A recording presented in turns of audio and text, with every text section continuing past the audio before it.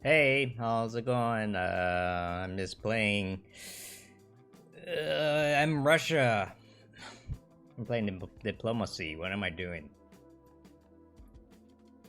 What am I doing? I need a quick guide.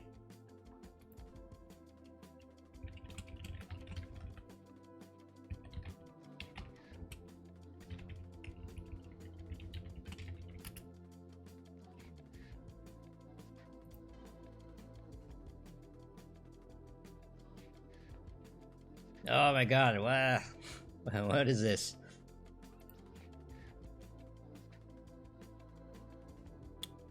Okay, I'm gonna have to look at this later. This isn't gonna take too long. So maybe I'll just click on things and then. So.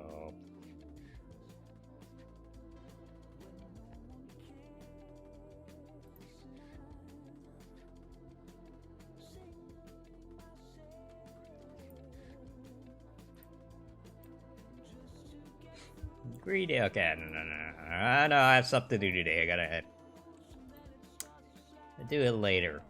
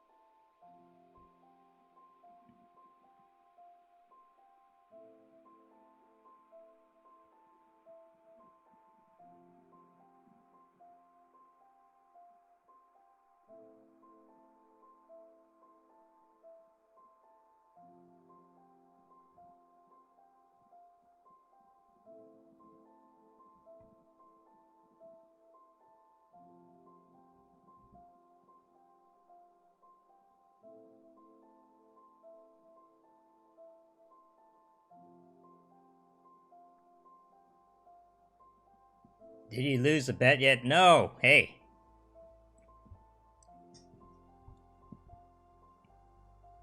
No. I maxed out on my bet. See? Check it out. Okay, wait, hold on.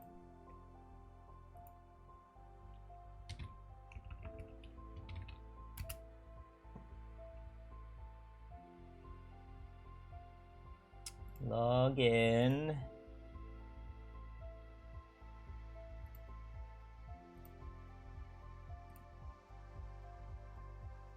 Oh my god, why is it doing that? See, I'm like, okay, I want to buy all this. Give it all to me. I can't do it. There's an $850 limit. So, I don't know what to do with the rest of this $150, you know? Maybe I should try to sell it.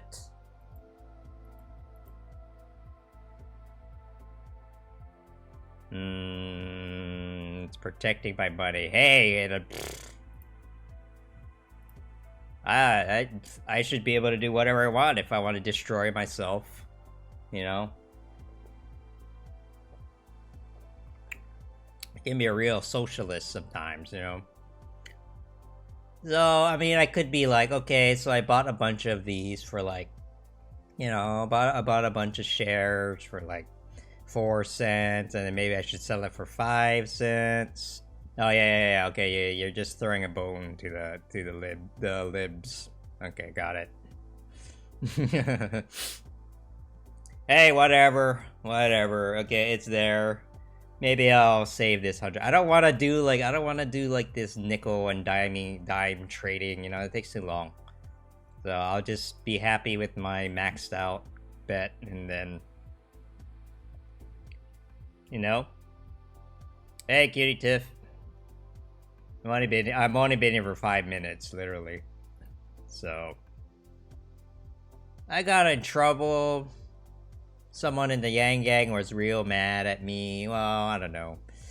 You know, she was mad at me. I was just like, hey, you know, this guy endorsed Andrew Yang, and I'm like, I don't know about this guy, man. And then he's like, anti-housing. He voted on the, you know, LA's car sleeping ban. You know, so I was just like, I made a video that said, "Hey, watch out for this dude." You know, I don't know if we can trust him, and then some people got upset. See, proof. What is this? Keep up the momentum. Okay, great, thank you.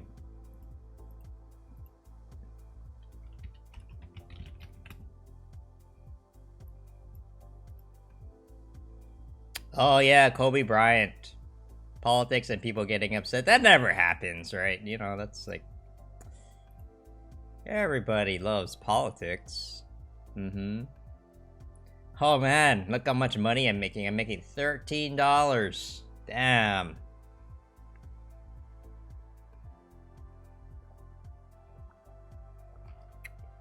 That's at least like 3 cents an hour.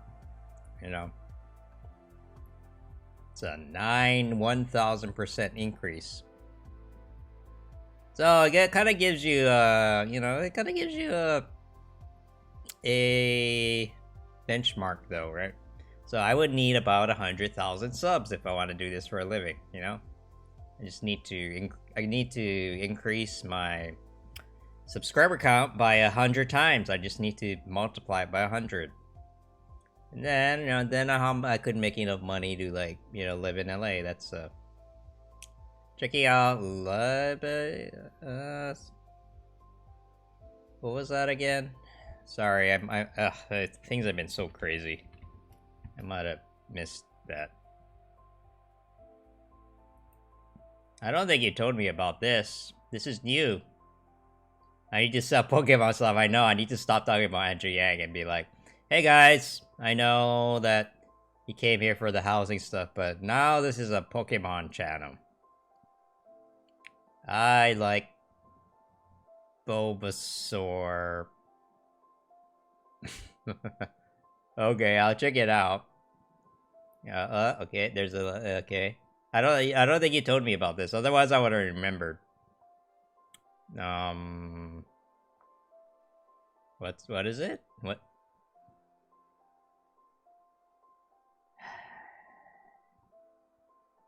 So is this like one of those crypto-powered video sites? Because I've never...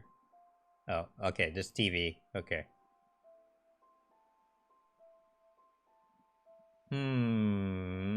Magic mushrooms. Actually, a lot of people are talking about this, oddly enough. Trevon. Okay, Trevon.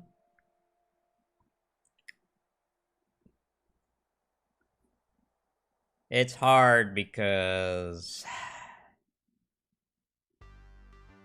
the reality is that YouTube does have, you know, they have the audience, you know, they have that by far the largest audience. So a lot of these things could work in theory, but is the best one? Okay, cool. All right, I'll take a look. Thanks for this, actually. Yeah, it's getting better though, right? It's getting better. Some of these crypto-powered video sites, it's getting better. You know, eventually it'll get there. How long though? Oh yeah, Andrew Yang. Nah, let's just check it out.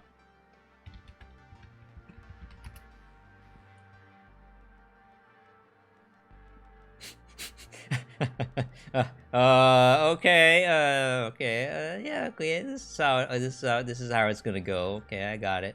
All right. I'll check it out. But they are people on the right. People on the Trump people are talking a lot of shit about him, and I think this is one of it.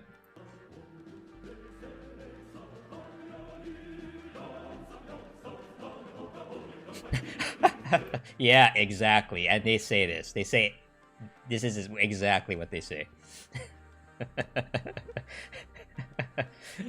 Okay, well, no, actually, this is hilarious. I love it. Okay, thanks. Okay, no, I'll make a video of this just for fun, man. Okay, oh man, okay. But I have to make something very specific, okay? Libraries and working, yeah. But it does, you know, the crypto stuff does have their share of like those people, right? So continue watching that. Okay, fine. All right. I gotta do a little bit of research. Trump 2020 is gonna be a landslide. Grady, you are right about that. Unless Andrew Yang wins the primary, then the Democrats might have a chance. Okay, hold on. Sorry, I believe this video requires some more attention, you know? So, how do you manage to say smart things that then later say dumb shit that sometimes seconds apart? It's a skill, that's for sure. You're that body you think you're not. What is this? Like, what is this? What is even like?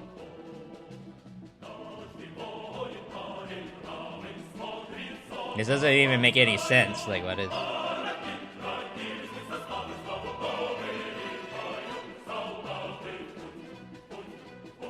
Click the sign button. What's the sign button? Guy banned me from his stream for calling a libtard. Yeah, don't know. Okay, Grady. You know, Trump supporters and people on the right are welcome here, but no insults. Okay, I just sick of people yelling at each other. So I will ban anyone who insults anyone, and I don't care if it's PC or not PC. Just don't do it. Signing right. Oh, okay. Well, all right. This video has convinced me. I need to sign in. Okay.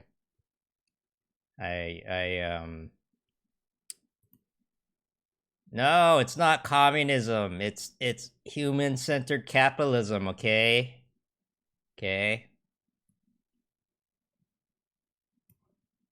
Come on. Alright, I gotta do this off screen just because. Just in case. You know, my credit card got stolen over the over the break, like over Christmas, and so I gotta be a little bit careful about, personal info. But today I'm gonna make a video telling people why if you're a tech person, the tech industry is not responsible for the housing crisis. Okay. Yeah, it's too bad about the Kobe Bryant thing, man. That was so sad, man. They made me the link. I'm signing in right now. Okay, just give me a second. Okay, sign in success, and you can now close this tab. I'm closing the tab. Okay, where's my money? Where's all my money? What? You have to make a video? You have to upload content? Okay, God. Dude, you know it takes 2 seconds to lift the credit. Yeah, no, it's easy. It's really easy. You know? It's kind of like what they say, right? Like, door locks, even on your home, right? Door locks are there to make you feel better. It's not really there to keep burglars out, because it's so easy. You know, there's so many ways to go around a lock, but it's, you feel good. I mean, I don't know. That's a little extreme, I think.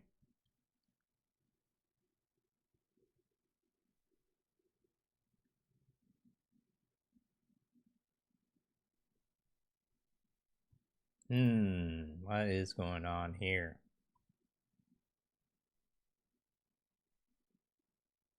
Well, Sonia just telling it like it is, huh? Okay, well, alright. I will already have some money. Free money. Okay, what? You guys are distracting me. Okay, let me. I do need to get I'm a little behind. yesterday I had a little bit of drama, and then someone in the Yang gang did not like the video that I uploaded, so I took it down. Okay, and it was because I was called out that guy at the LA City Council who endorsed Yang, and I'm like, I don't know about this guy. Yeah, no, I signed in. I'm there. I just have to. I really had to do this first, so I need to get a video out. Okay. So I need a map of San Francisco.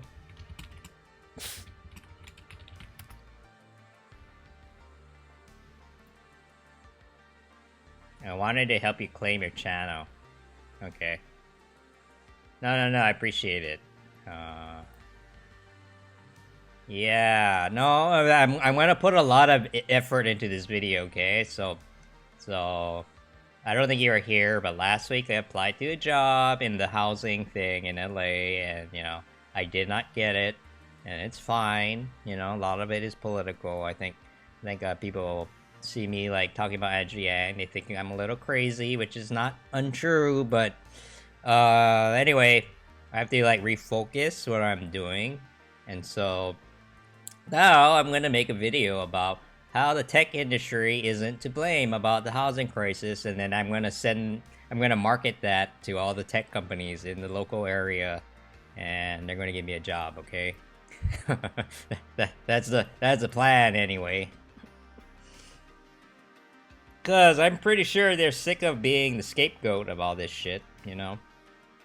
Like he finally unfriended, even though he was bleeding to the. He's probably exaggerating, and even if he wasn't, he was being real mean to you. Yeah, good job. High five, Kitty Tip. You're doing the right thing. Good. Yeah. Screw that guy, man. Okay.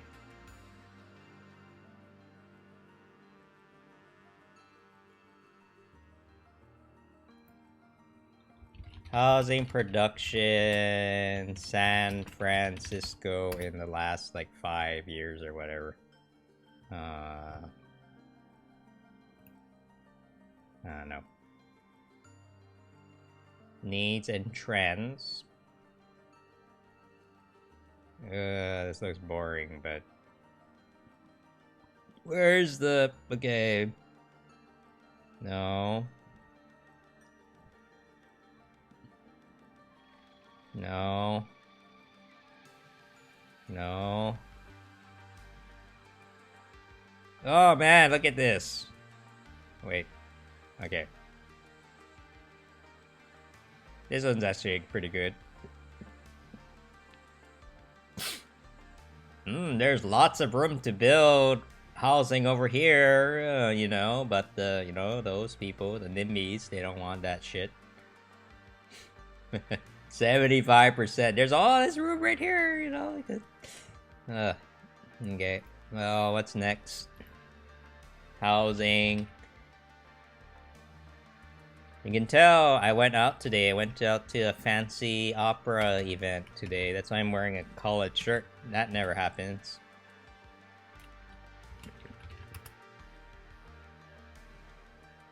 How much did I get? Let me check.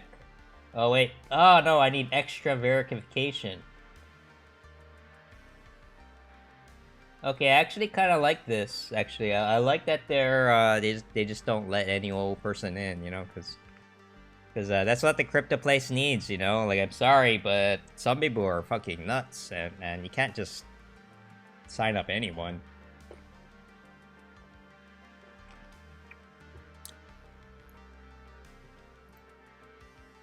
Okay.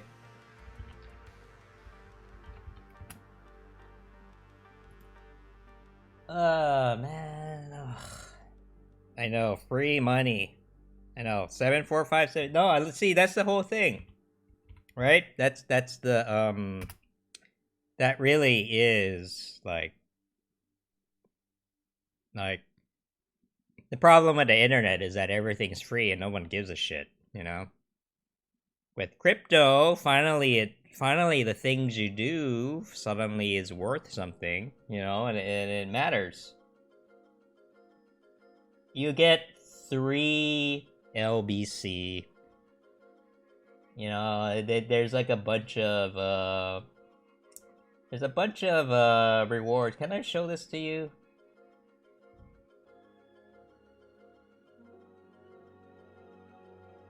Yeah, I can. I mean, there's nothing personal here, so yeah, you know, see?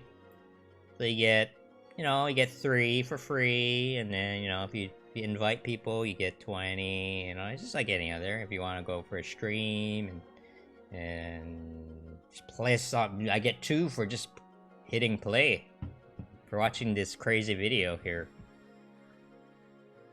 Oh yeah, actually, this is all public now, right? In theory. In theory. So if I do everything here, I could get, like, I don't know, 100, maybe a 50. I don't know. It depends on this. All right, I'll check it out. Though it looks interesting, actually, and the UI is pretty good. Oh yeah. Well, I have 0 now, but oh.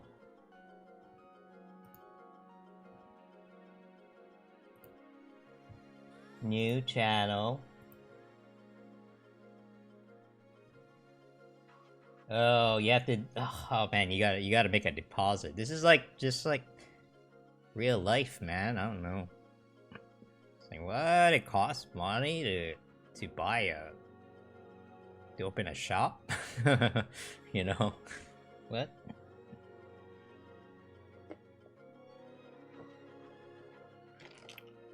Yeah. Give me a few days, okay? I can't do this right now. Sorry. I appreciate it, but I'll get it up though. It looks interesting. Yeah. I know.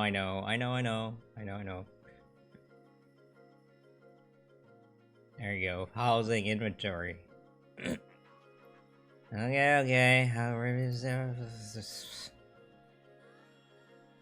Okay, maybe I'll use the video as a background music then.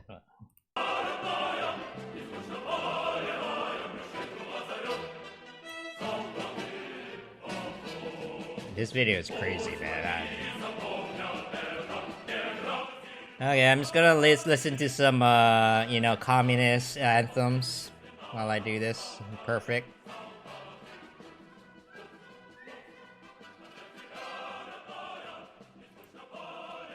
Oh yeah, you're right. Damn it. All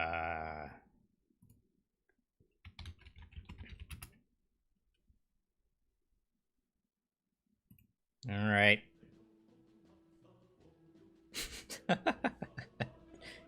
I gotta get a screenshot of this, man. This is too good. This is too good. I need to I need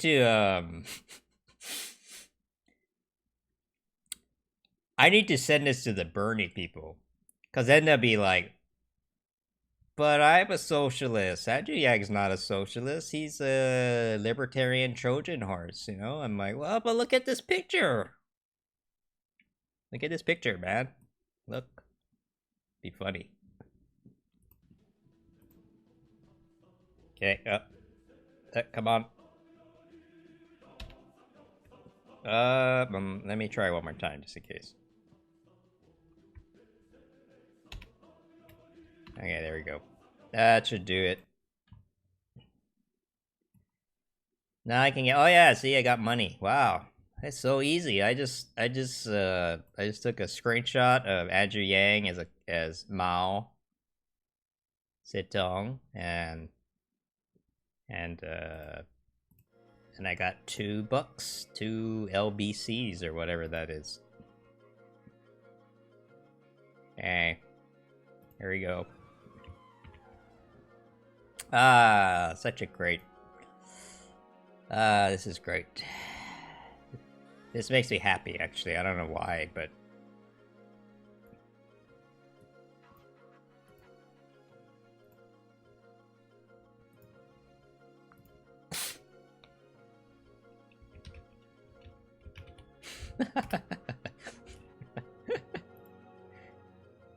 Okay. Okay, seriously though. Seriously though, let me do my video, okay? God damn. Just wait. I can get my channel, okay? It'll still be there. Nobody... Hey.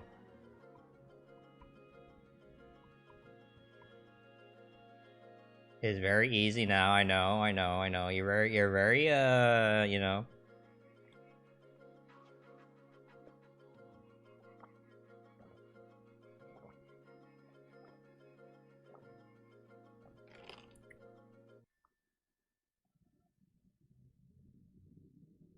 This is so fucking dumb. We're in a housing crisis and housing production actually went down in the last 2 years. Wow, no wonder everyone is so pissed. Alright. Okay. Tech companies leaving San Francisco, which is happening all the time now. Yep. Oh. Yep. Where are they going? Not fucking out of San Francisco. Fuck that place, you know. Texas. Oh no, Texas. But they are going to Texas. Austin's a cool place, I hear.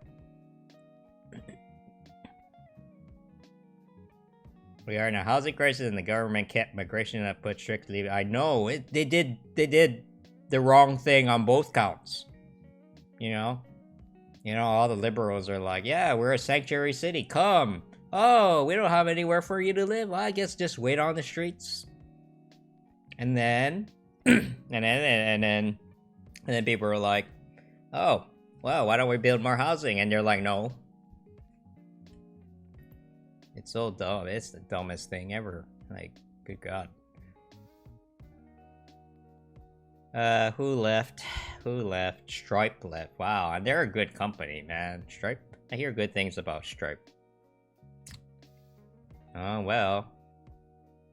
And then eventually, what's gonna happen is that it's gonna be a recession, because then they're gonna realize nobody wants to be in San Francisco anymore. You know? Jobs are gonna leave. The demand for housing is gonna be gone, and all those people who bought that fucking, I don't know, like shitty house and paid $3 million for it are gonna feel real dumb. You know, it's all gonna crash. Okay, so anyway, good. See, I can get real deep into this. I can be like, okay. Yes, I got it. This is housing production. NIMBYs. Yeah, I'm sorry. I gotta be the... Oh, I earned 4 LBC for clicking on neat stuff, did I? I did. Oh yeah, wait, my camera's not here. Andrew Yang for president! Oh, you did. Okay. Yeah, it's kind of fun. Yeah. Okay. I'll check it out though. You know, it comes down to like, can I actually make a living? Because you know, with the YouTube stuff, my goal is very clear, right? If I can get about 100k subs, which is not going to be easy, right? Like talking about the stuff I do, but if I get there, I can make a living. You know, it's possible. Yeah, probably not, right? It's probably not big enough. But if it's a superior system to YouTube, which at this point isn't really that hard to do, yeah. Okay, that's what I kind of figured. Yeah.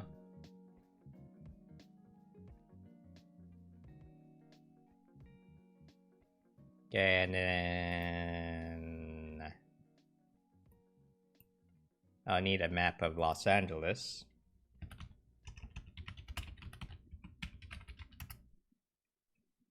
So I'm downloading on all videos. Oh, interesting. Can charge for a video. Oh, okay, that's interesting actually.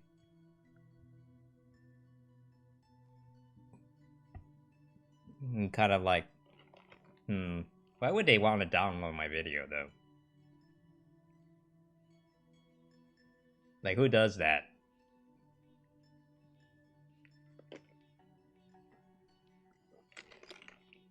Like, if you could get it on stream, why would you download it? I don't know. Seems very, very... seems very... I don't know, very specific, you know? In case you want to edit the video or something? I don't know. Like, what would you... Yeah. Okay, well, I'll take a look.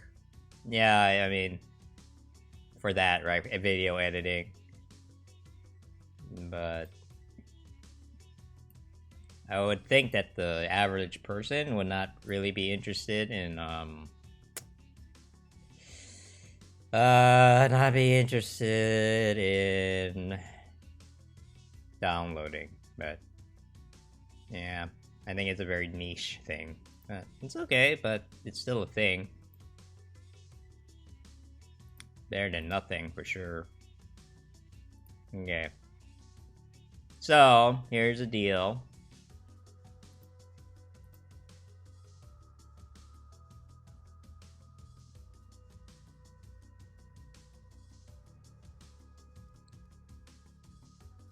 Okay, I'm gonna have to start the video soon, so just a heads up.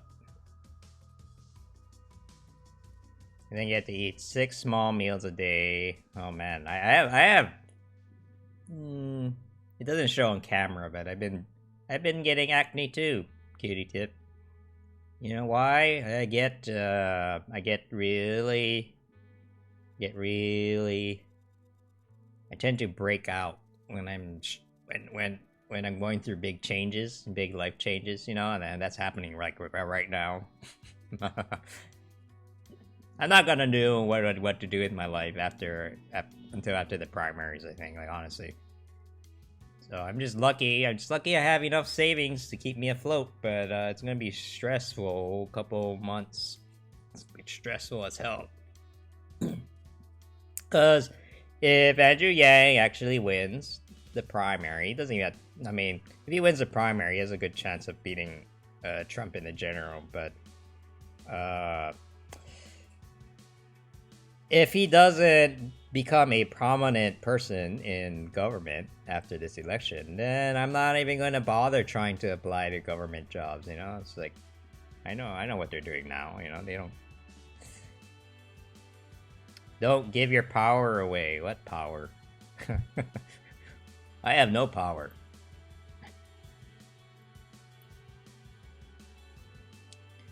Reality is that nobody has any power. Power is an illusion, you know?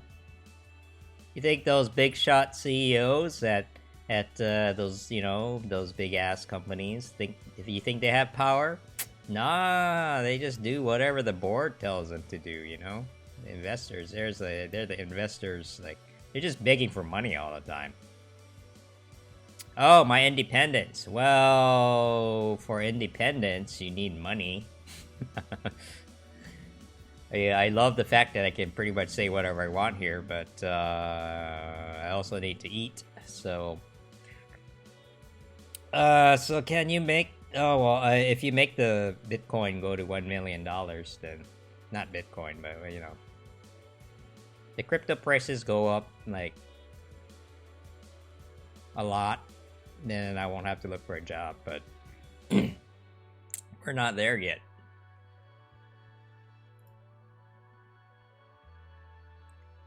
Okay, and I need to pull up the 50% of Los Angeles people are thinking of leaving.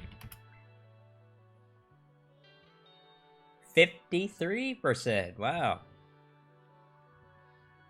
So, okay, so it's 2 cents. I literally got 4 cents in my account. Oh, that's cool. Like, hey, that's part of the fun, right? And maybe it'll shoot up in the future, you know? And then that's when everybody's gonna go crazy. It was like 2017. That was a crazy time. Everyone was crazy.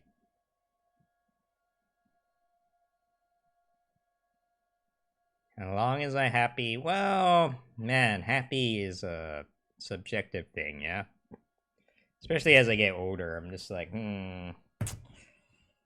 like when you're young, happy means like, yeah, I don't know, never experiencing bad things or it's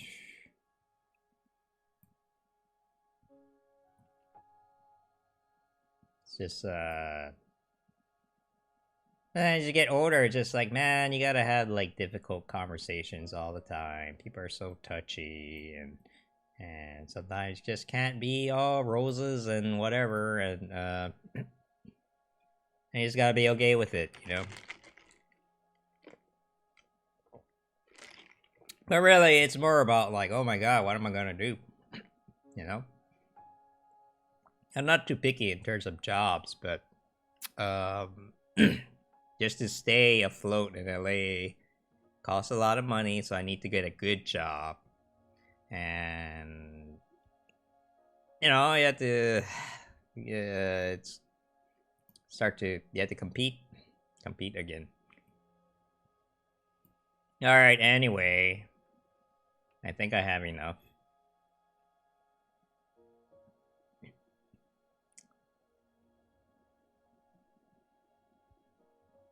Should I give an example of a anti-tech rhetoric?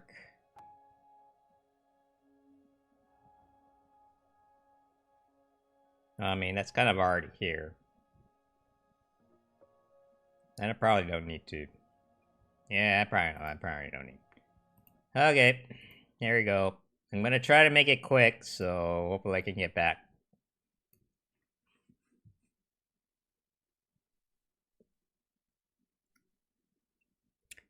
Hello, everyone. This is Ryan from the YIMBY Arts Project. So, today I'm going to be talking about why the tech industry is not to blame for the housing crisis, especially in places like California.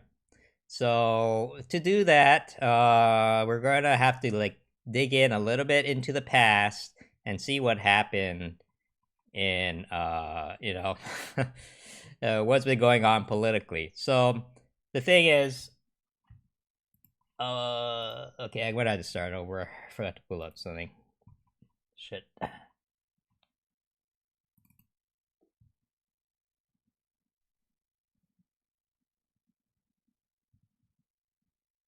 Who sent me what? Oh, no, that's just Lauren. Okay.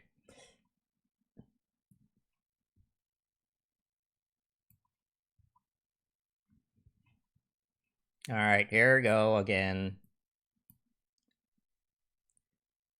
Hello, everyone. This is Ryan from the YIMBY Arts Project. So, today we're going to be talking about why the tech industry over here in this chart is not to blame for the housing crisis. This is particularly relevant in big cities like Los Angeles, San Francisco, New York, and a few others that have become tech hubs, in the last decade or so. So this is something that a lot of people don't talk about because there's been a lot of misinformation floating around regarding the housing crisis that the YIMBY movement has been trying to educate people on during the last few years. But it's been very, very tough because there's a lot of what do you call underlying motivations that aren't they're not what they seem. So I want to kind of talk about that a little bit. Okay, so it all started back when San Francisco gave they became famous for trying to attract tech companies to their city. Okay, so as if supervisors slam Twitter tax break, right? Twitter is the biggest example I could find. There's been plenty, but basically, in 2011, and that was almost a decade ago now, they gave a lot of tech companies tax breaks to come into their city, because they wanted the income tax revenue from it. So all the supervisors now are like all of a sudden like expressing regret. They're like, oh man, like we gave them their tax breaks, but we should just not do this. And I'm like, wait, weren't you the same guy that voted to pass this, right? And so you can kind of like read into it a little bit more, but the general thing is that city leaders have increasingly blamed the tech sectors for the more stubborn problems. So what happened was that they made a lot of money bringing in Twitter. Twitter comes in and you bring in thousands of tech workers and you tax them, right? You get their income tax, and the city itself profited a lot. They were supposed to use this money to build more housing to accommodate the new influx of workers, but they did not. So instead of actually fixing the problem, what they did was basically they continued to use the media to attack the tech industry for causing issues like gentrification, rising rent prices. You've probably, if you lived in one of these cities, you probably heard it all before. Your tech is to blame for the high rents. Their tech is to blame for homelessness, right? And what is all these yuppie rich techie techs like why are they doing, like why are they coming in and ruining the neighborhood? If you want to go, it depends how extreme you want to go, but all those things are floating around, and the media is projecting them. And but who's really responsible, right? Who's really responsible for meeting the new the new influx of workers that they actually voted to bring in? They actually gave them tax breaks so that these companies would come in, and they were supposed to build more housing to accommodate for the new workers, but they did not. So instead, they have gone on the offensive, and they are blaming the problems on the industry that really it should be the city's responsibility to accommodate for the population's housing needs, but they just basically did not do it.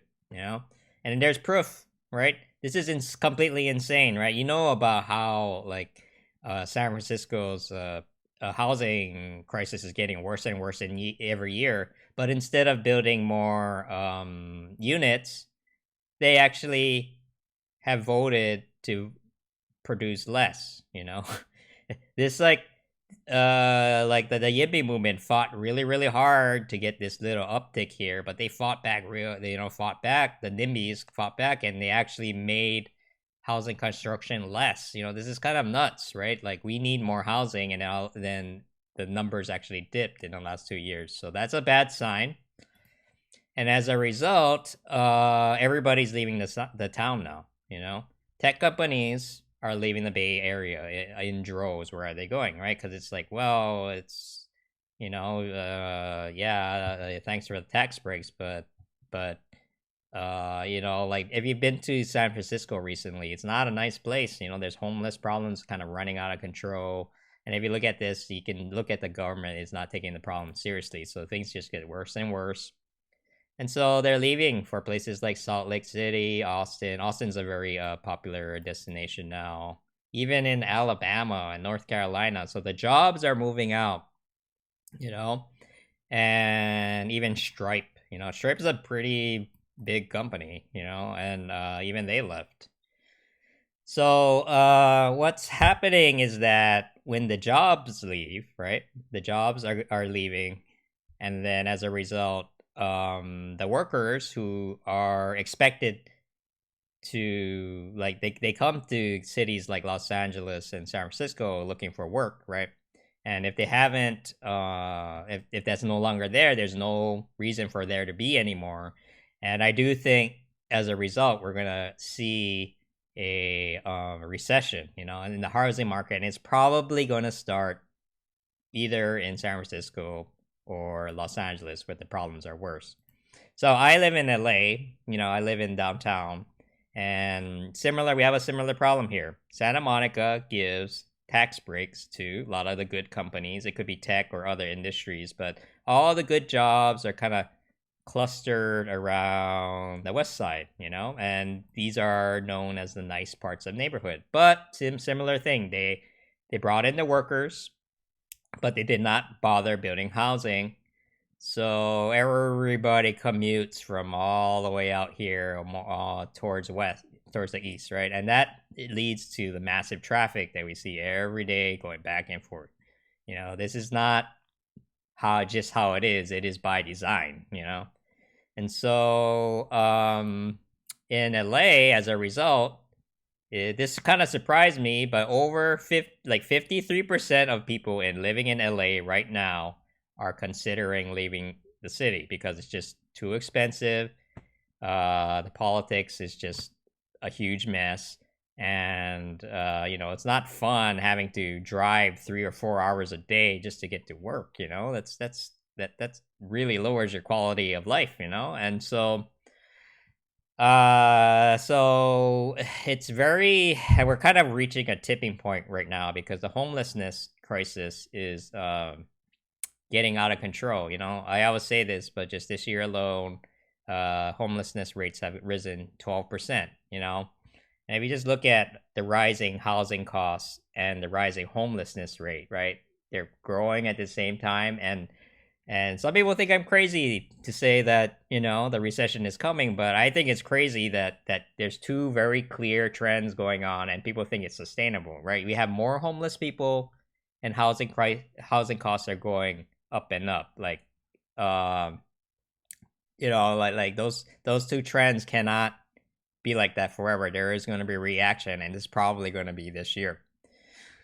So I just want to point that out, you know, and you know, not to say that the tech industry is you know, full of angels either. There's a lot of problems with the industry itself, but this is the reason why tech is not to blame for issues like gentrification, homelessness, rising rents. They just came here for the tax breaks. The city is responsible for handling these types of problems. Like, tech industry does not have any power over things like zoning or, you know, public housing. You know, the city actually in California, because of Article 34, it's very, very difficult to build public housing. The government did that to itself. You know, they have no one to blame except for themselves for that.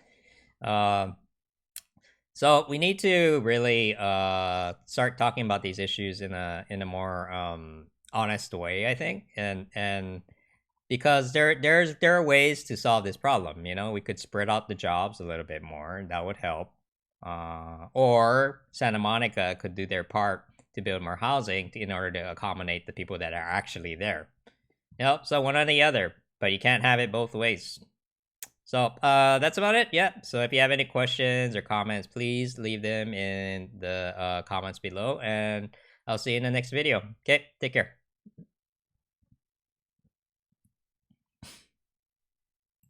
Hey, QP, how's it going?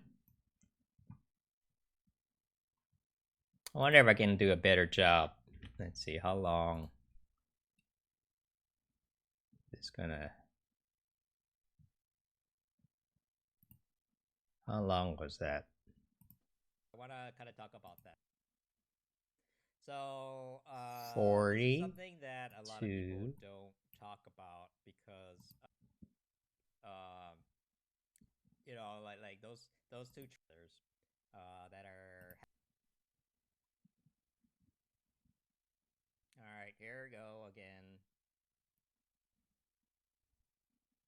Hello everyone. Hello everyone. This is Ryan from.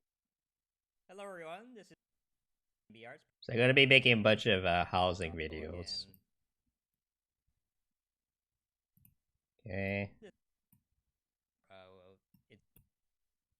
you know, the recession is coming, but I think it's crazy that there's two very clear trends going on and people think it's sustainable, right? We have more homeless people and housing costs are going up and up. Like um you know, like those two trends cannot be like that forever. There is going to be a reaction and it's probably going to be this year. So I just want to point that out, you know, and you know, not to say that the tech industry is you know, full of angels either. There's a lot of problems with the industry itself, but this is the reason why you know, tech is not to blame for issues like gentrification, homelessness, rising rents. They just came here for the tax breaks. The city is responsible for handling these types of problems. Like tech industry does not have any power over things like zoning or you know public housing. You know, the city actually in California, because of Article 34, it's very difficult to build public housing. The government did that to itself. You know, they have no one to blame except for themselves for that. So we need to really start talking about these issues in a more honest way, I think, and because there are ways to solve this problem. You know, we could spread out the jobs a little bit more, and that would help. Housing in order to actually in the comments below. And damn it! Ah, okay, I clicked on it too early. Damn it! All right, not that big a deal.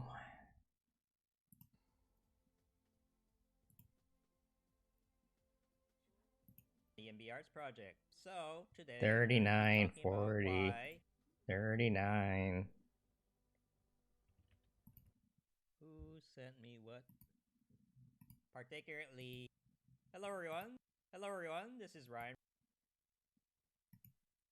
Okay. So one or the other, but you can't have it both ways. So that's about it. Yeah. So if you have any questions or comments, please leave them in the comments below. And yeah. So if you have any below. Hey, what? What's going on here?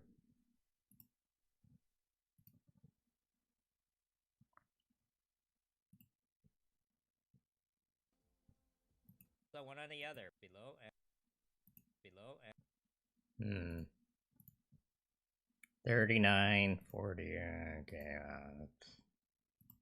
Yeah, I need to wait a few minutes.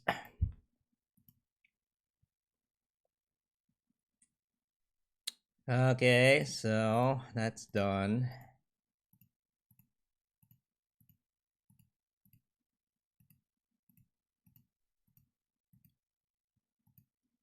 Real estate developers by income. How about that?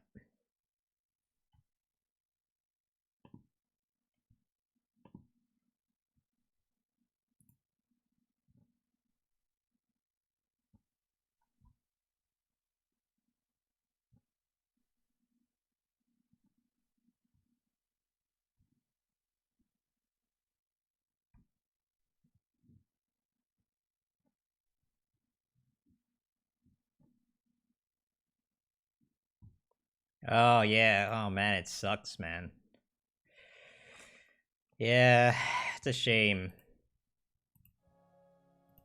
You gotta be careful with helicopters, okay? Helicopters are really dangerous. You know? You should talk to a helicopter pilot.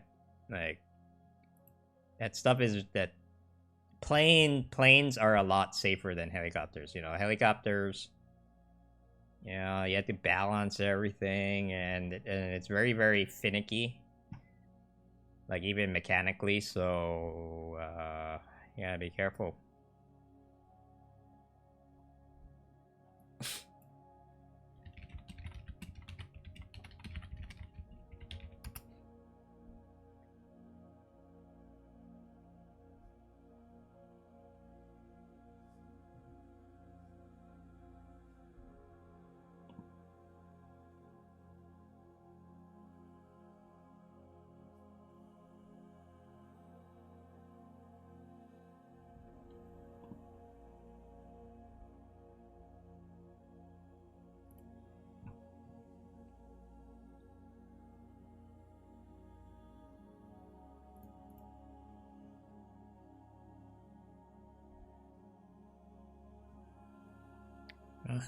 You wanna eat ice cream?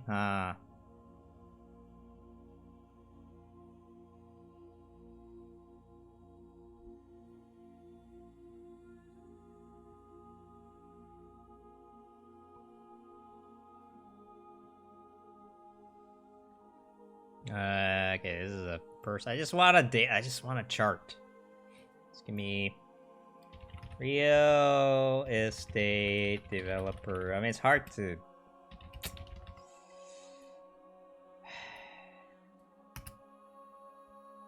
Maybe images.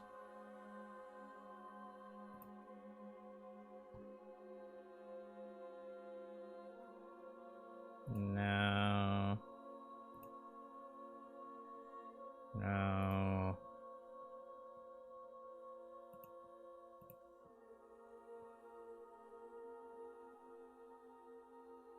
But the music is very fitting, huh?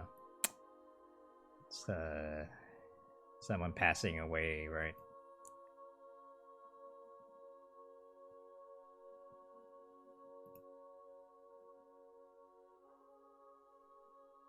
Potential rentum effective rental income, net operating income, end of year, cash flow before tax,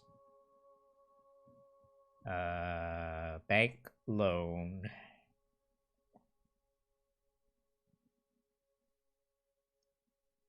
So effective rental income.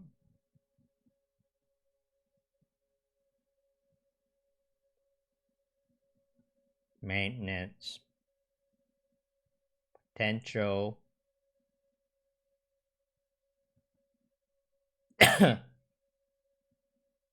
What is this talking about, actually, though?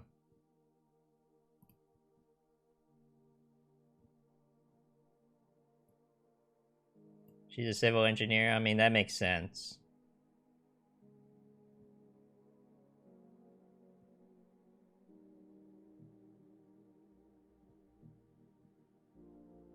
Okay, well, I mean, it's not perfect, but I think this is okay.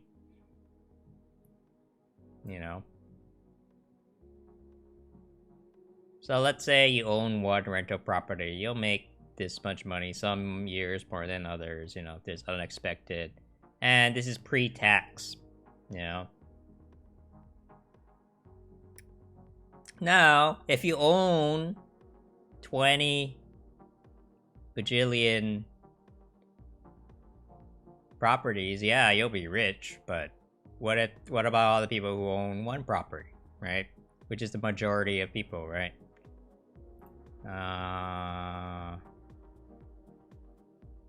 So maybe I'll just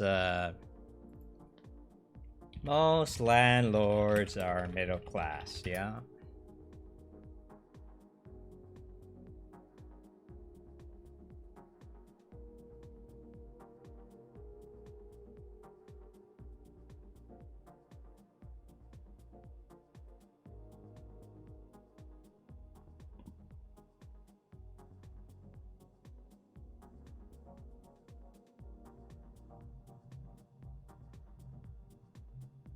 Money? Well, is it most? I think that's a false thing, though. That's a false correlation where it's just like, yeah, most rich people are landlords, but not all landlords are rich, you know? That's really the stickler.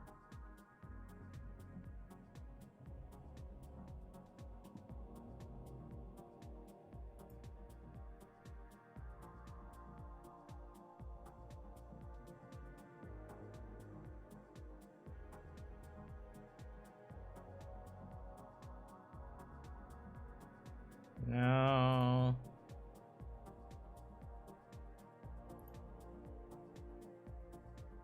They did not. They did not gut it properly.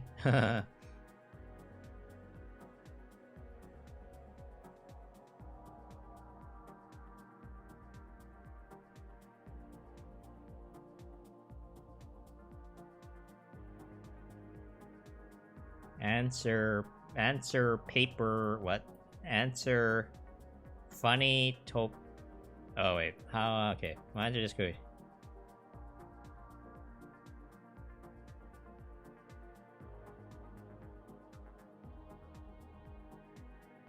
Financially protected, financially secure, financially content, financially independent.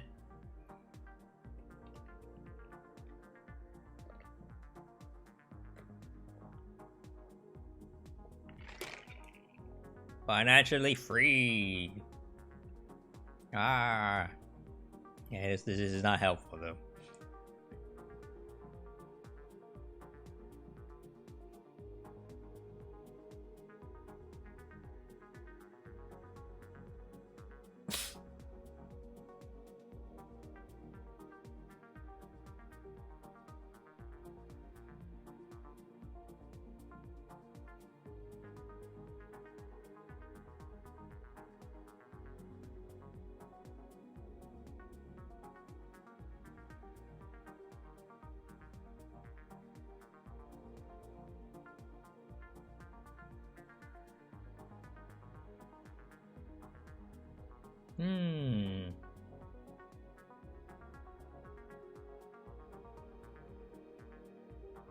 Landlord.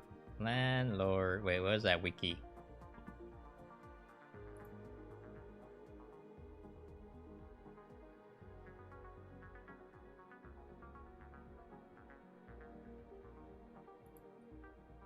Landlord income in the US.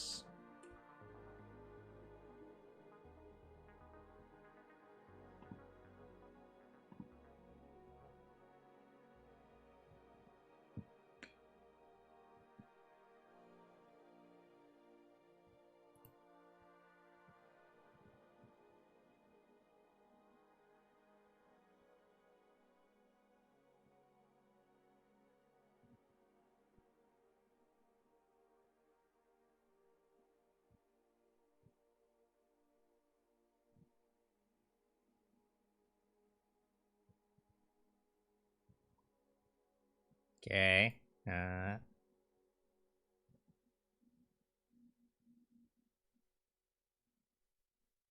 Gross. Okay.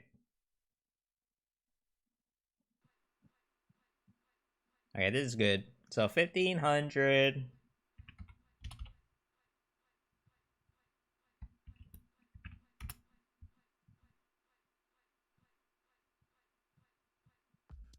Okay, I gotta use the bathroom. I'll be right back.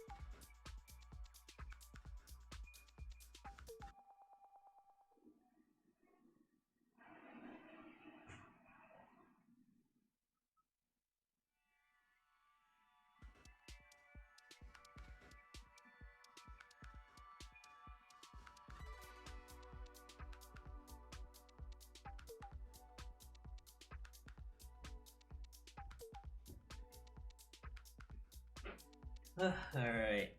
Okay. What is Hmong food? Like, what's a iconic Hmong dish? I don't know much about. I don't know much about that culture.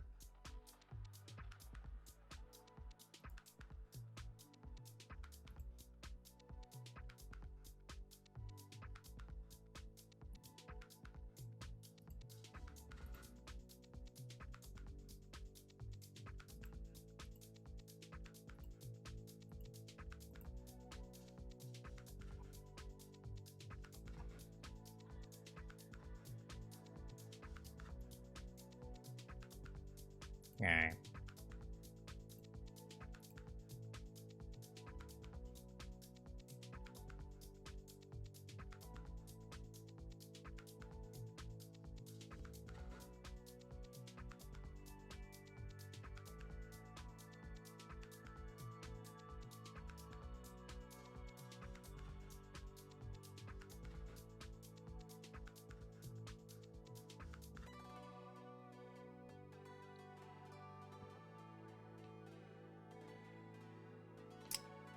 Construction costs? No, this doesn't have...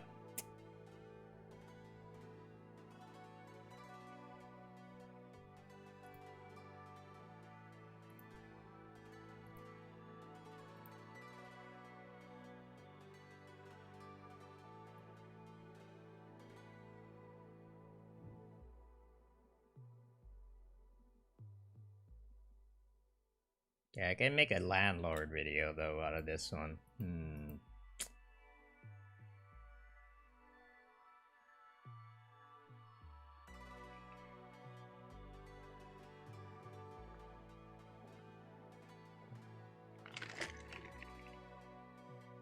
Tilapia oven baked fish. Thai peppers. That sounds good. Tilapia. Tilapia is real affordable. I don't know. I've had it before.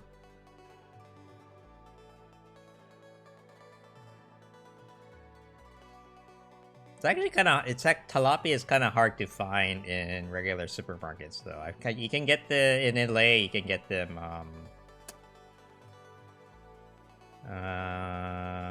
you can get, them from Mexican markets, but why did it make so much money in this year?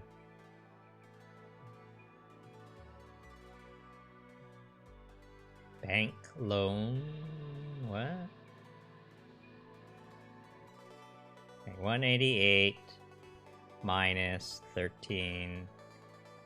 175. Okay, after all that, there's nothing left. 188.89 minus that. What is reversion?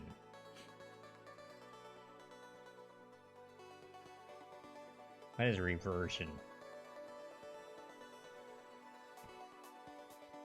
Ah.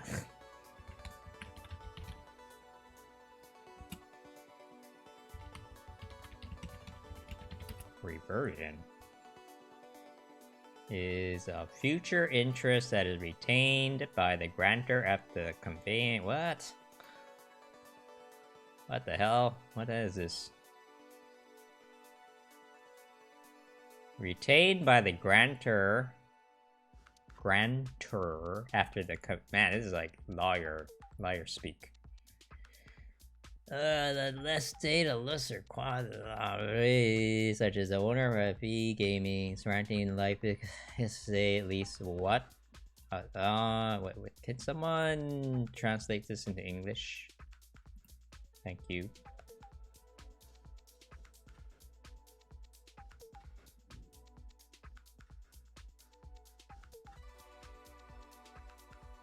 Property rebacks to the original owner upon the occurrence of a sovereignty that future is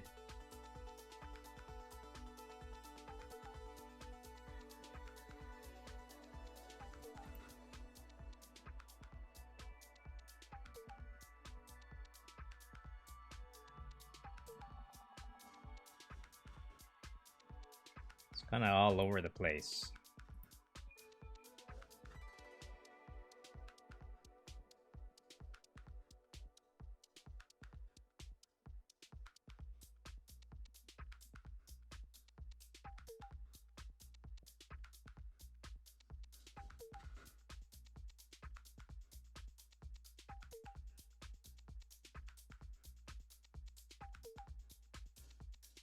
That's a lot of money, man. What the hell? What sort of deal did they make here? What the hell? Hey, EB, welcome.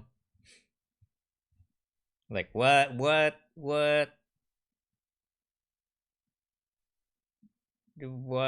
me, like, why did this guy get $850,000? Why? I mean, why? It doesn't even say.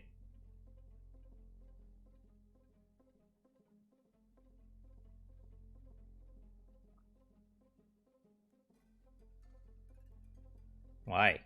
Like, why? It doesn't even explain it. It's like, yeah, this is how much I make every year, and then bam, 500,000.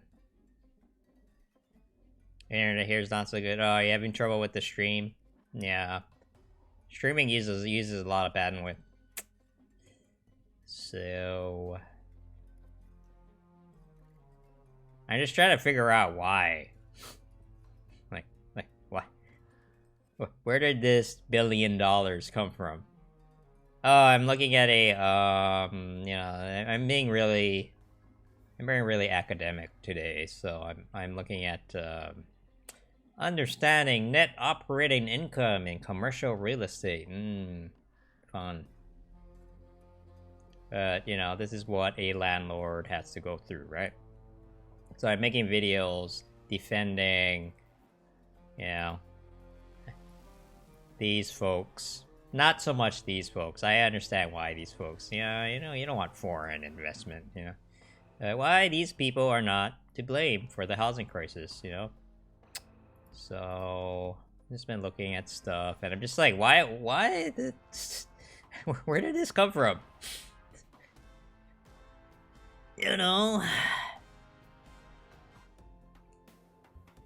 Maybe they just added it in, just.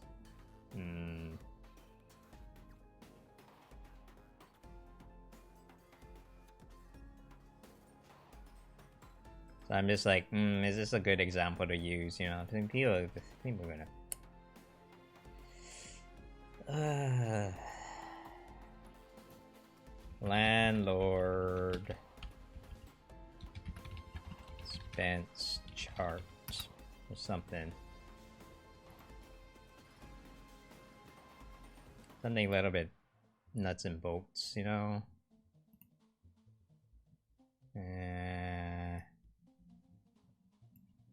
budget.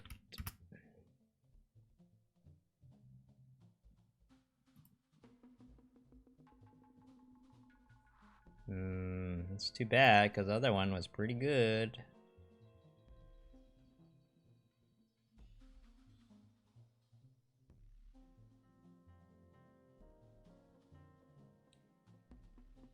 Might just have to use that. I don't see any better ones. Yeah, alright. So I'll just explain this. Your deadbeat brother makes $3K a month renting his 3 homes in the ghetto. Yeah, man, see? Oh, this is perfect! See, like, if you're talking to someone who's not so nice, they'll probably call your brother a slumlord. Yeah,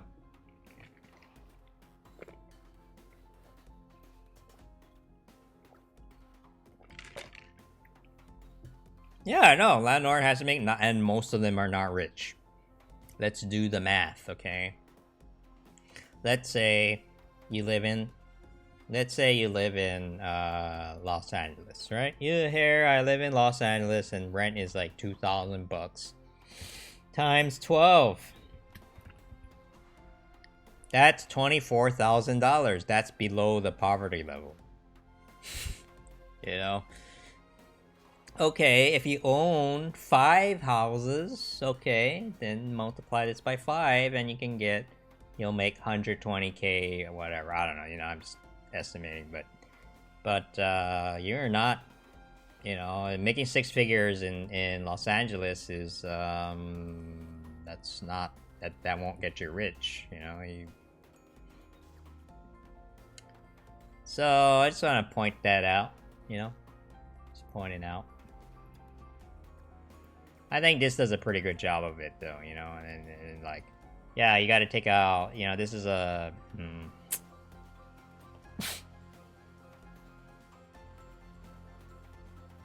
This is more developers, yeah. The renters stop paying rent out cheap. Yeah, yeah, yeah. Okay. So 3K a month times 12 is $36,000. Are you rich? No. You know, like, why? What? So stop. They're not all rich. You know, so that's just false.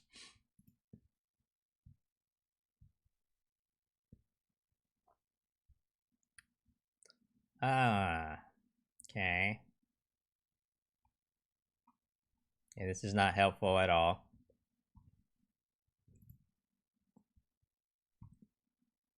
Okay. So there's this. I can use this.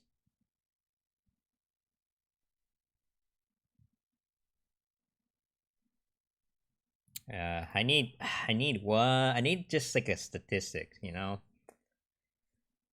I'm just like, okay. Most landlords are not rich. You know, a lot of people only own one property, right? One or two, maybe two at most. Um, and making money from those is not exactly easy either, right?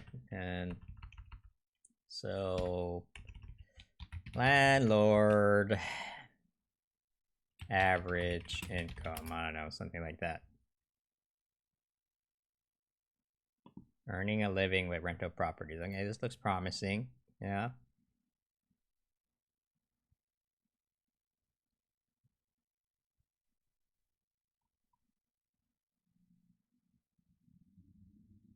More than $4,000 a month. A profit. It needs to be a profit. That's a lot.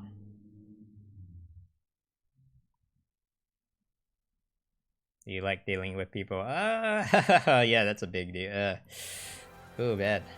Tenants. Ooh. Imagine if you had some like Bernie bro living in your, you know, renting your apartment. Oh man.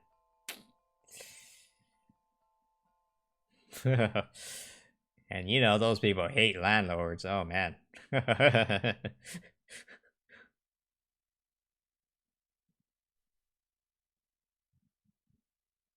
Destroy the house my mom forced to.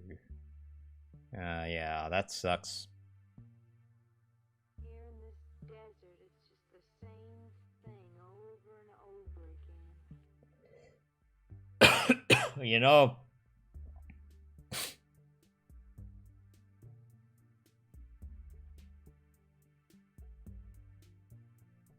Okay, so I'm gonna talk about landlords. I'll go to the. No, I try to lump in the developers and landlords at the same time. You know, I think I can do it.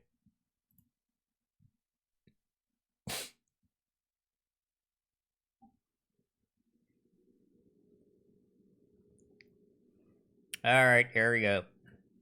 Evict him. Ugh. Yeah. No, it's all these.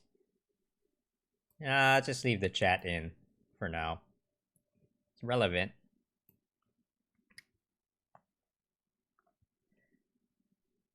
Hello, everyone. This is Ryan from the YIMBY Arts Project. So today I'm going to be talking about something a little bit, you know, unpopular, and I'm going to defend developers and landlords from the idea that they are responsible for causing the housing crisis, especially in, you know, urban cities. So there's a kind of like a narrative going around in politics right now around housing issues about how, like, you know, the tech industry and developers and the landlords are to blame. But I've made several videos already kind of saying that actually the problem with the housing crisis is that we don't have enough housing, and the city actually is responsible for using tax breaks to bring in companies, you know, businesses, especially in the tech center, That oh man, blanked out. Nah, I got char again. It's okay.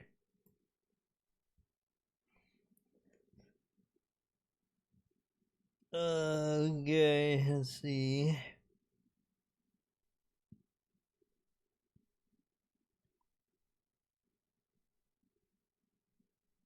They made a huge hole. Oh my god. No, I know those stories, man. Oh. Some people can be crazy, man.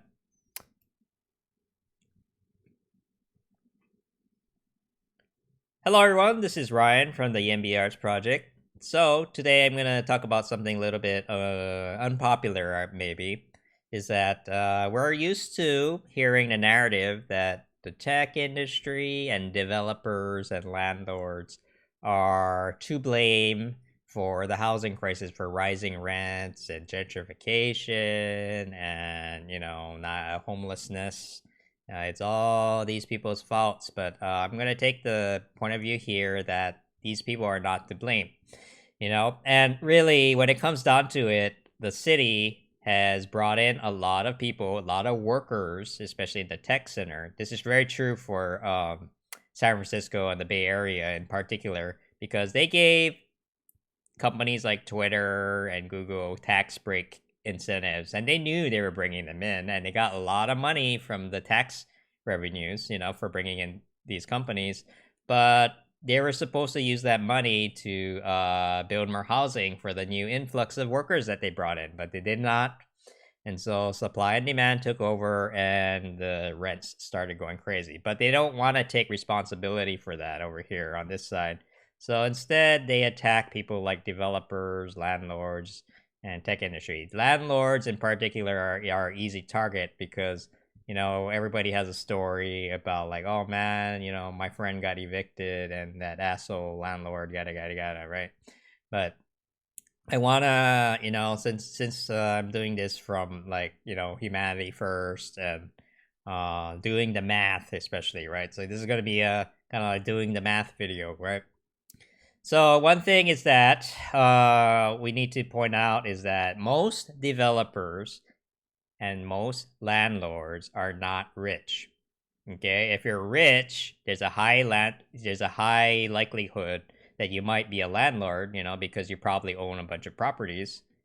But just because you're a landlord doesn't mean you're automatically rich, and so we need to look into that. There's a weird, I think, class confusion going on in this thing. Like, if you listen to the media and people who on the far left, especially, they're talking about developers and landlords, you would think that every one of these people are rich, but that is not true.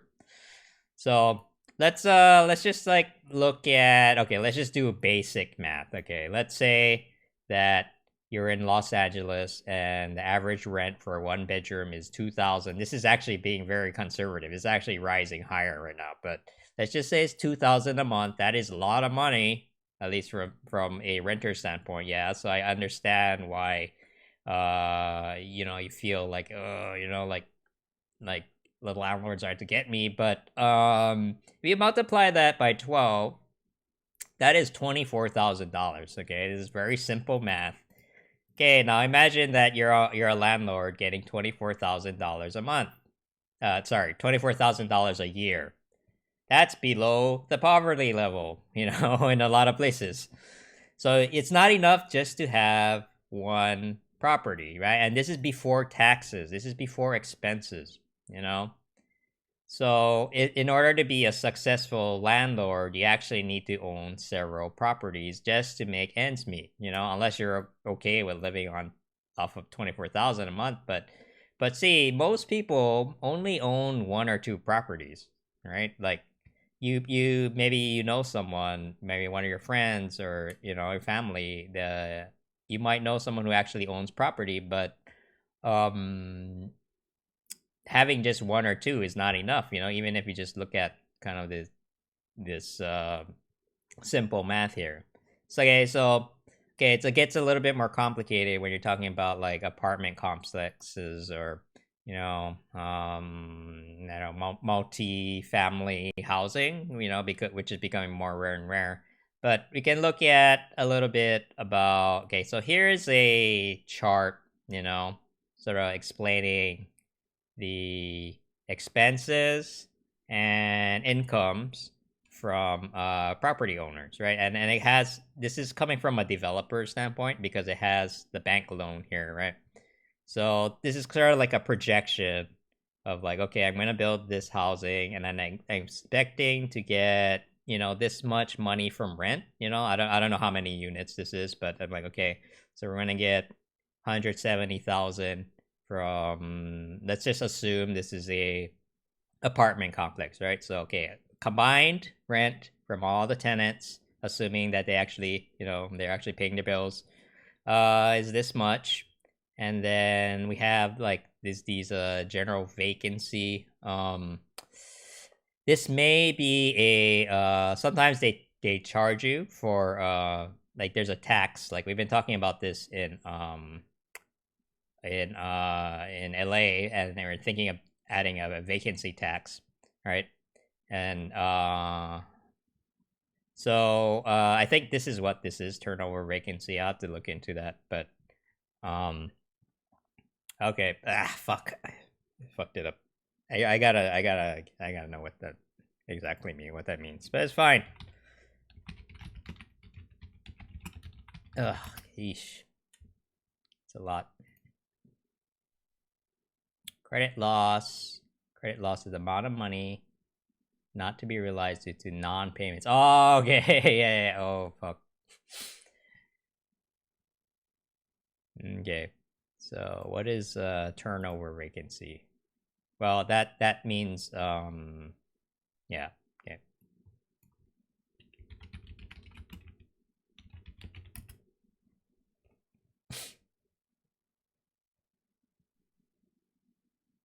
Okay. No, this makes sense.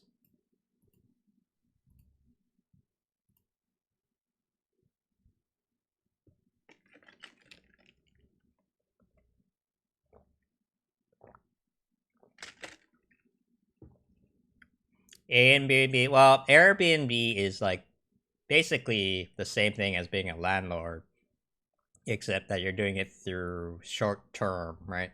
It's short term.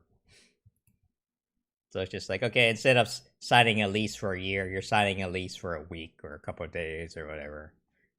But the idea is the same, right? Okay, start over. Renting was a big mistake. Wow. Okay, wow. Yeah.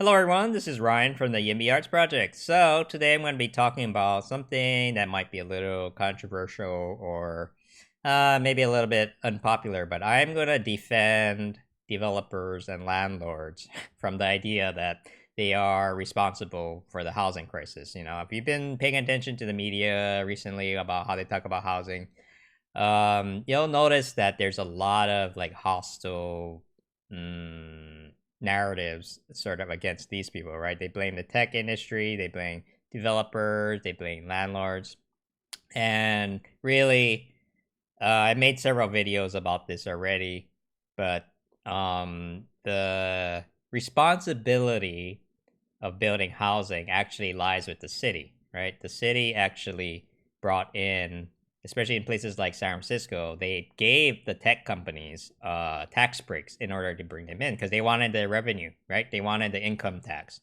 and they made a lot of money from it. Like San Francisco made over $7 billion bringing in Twitter and all of those other companies, so they are making good money. But they're supposed to be using that money to build more housing. Like like they brought in all these new workers, and they were supposed to accommodate them with more housing so they have a place to live while they're working there, but they did not do that. And so now we're in this big mess where we have a massive housing shortage and a homelessness problem that's rising out of control. And they don't want to take responsibility for that, so instead they demonize and scapegoat these people over here. So here I'm making a video trying to defend them. Okay, so one thing to know is that most developers and landlords are not rich. And that is sort of like, it's a false correlation, because if you're rich, you're probably a landlord, because like, even NIMBYs are landlords, right? Like a lot of them are. And most NIMBYs by definition are homeowners, and some of them own more than one home, and they actually rent it out, and but people kind of assume that just because you own land you are rich, and but that's not true. So let's just like do the simplest math. This is the simplest of the simple. Let's say we live in, I live in Los Angeles, so the average rent for one bedroom is 2,000. It's getting higher, that's what makes it crazy. Like, it's probably at 2,500 right now. But let's just assume that every month you pay $2,000 for a one bedroom apartment to your landlord, and your landlord owns one property, right? Okay, so he has one unit for you, right? So 2,000 times 12 is $2,400. Sorry, $24,000. Is this enough to live in LA? Not really.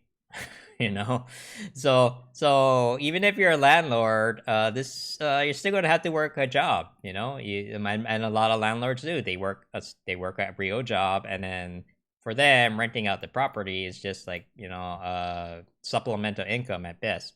So if you really want to make, and this is before taxes and this is before expenses, right?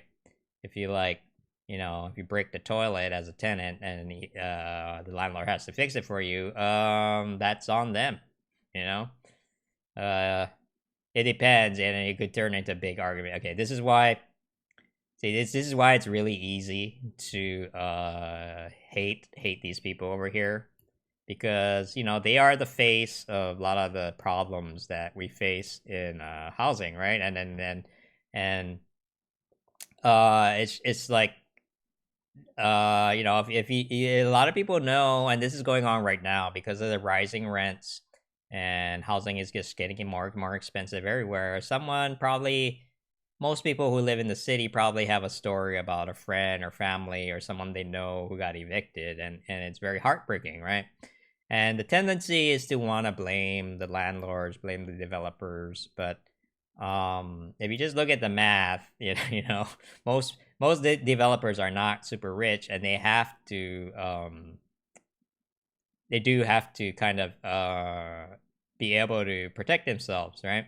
And and so I've been looking at some of the numbers here. Okay, so this is coming from a developer's point of view.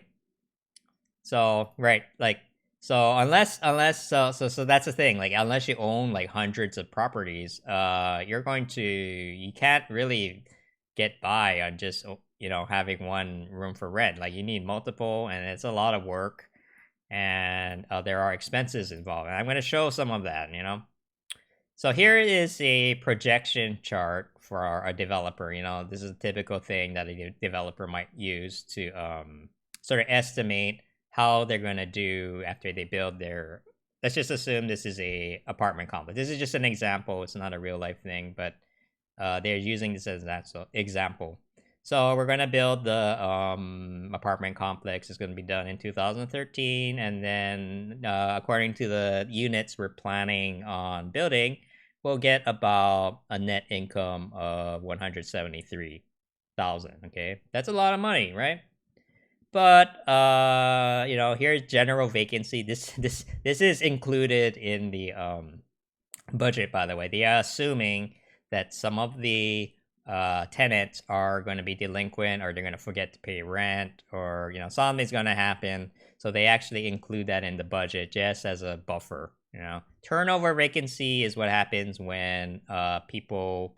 I'm assuming these are like 5-year contracts, so they're assuming like, okay, there's going to be a period of time where the rooms stay empty, therefore, we're going to lose some money as a result. So after all that, they calculate the effective rental income. So we're going to make this, we're going to make this much money from our income, but there's property taxes, there's insurance, there's maintenance, the toilet thing. And so you add it all up, and at the end, you have about 100K. Okay, great. But, this is where I'm going to the part where, not all developers are rich, but most developers are not paying, like, they don't build money. They're not sitting on a pile of money and building buildings out of out of thin air. They actually have to take bank loans, right? So they're actually taking a risk by taking out a loan, just like anyone, just like if you're a student, you take out a student loan and you have with the idea of going to school, and then that's going to help you out later down the line. So they take out bank loans, and then they have to pay that back. They have to pay back their loans just like everyone else, and they take out a loan to try to build this building. And at the end of the day, you have 50K left, right? You started out with 200K, but at the end you have 50K left. Is this enough to live in Los Angeles? Barely. you know, like if you just do the numbers, like okay, you can kind of get by with 50K income, but that's about it. Some years are bad. Some years you're gonna get screwed over. 36K. Oh man, rice and beans. But and then there's this weird one at the end. Like I'm not sure where this $1 million is coming from. I think they just kind of threw it in just as an example. But reversion basically means you had some kind of prior agreement, and here it is. It doesn't explain here. I think it's just an example, but you get the gist of it, right? So after you like kind of run through all the expenses and taxes and everything, you're left with kind of a pretty meager amount. And this is the reality for most developers and most landlords out there. There are some super mega corporate like developers out there, right? And those are the ones that make the high rises. And yeah, they have a ton of money, but they're the exception rather than the rule. Same with landlords. Most landlords only own one or two properties, and if you talk to these people, it becomes very very obvious, and they're just kind of renting out a space in as sort of supplemental income. Most of them work second jobs. They're just not sitting around collecting checks. Most of them actually are working. So so the thing is, I think like the way we talk about housing right now is very very problematic because there are landlords and developers out there who are never not very nice people. Same with the tech industry. There's a lot of there's a lot of bad things that go on in here too. But the way we're talking about housing really isn't what's the word? It really is a little bit disingenuous because we're not really getting at the root of the problem, which is that we're not building housing, right? And I don't think that demonizing or scapegoating these people has been very productive. And in fact, like it has prevented us from actually looking at the real problems going on here, which is the whole idea that the city really needed to take responsibility for building more housing for the workers that they brought in. They brought them in and they had the power to do something about it. These people here, they have no power over zoning laws or, what gets approved like that. All that power is on this side. But we found ourselves blaming this side of people for problems that really needs to be fixed over here.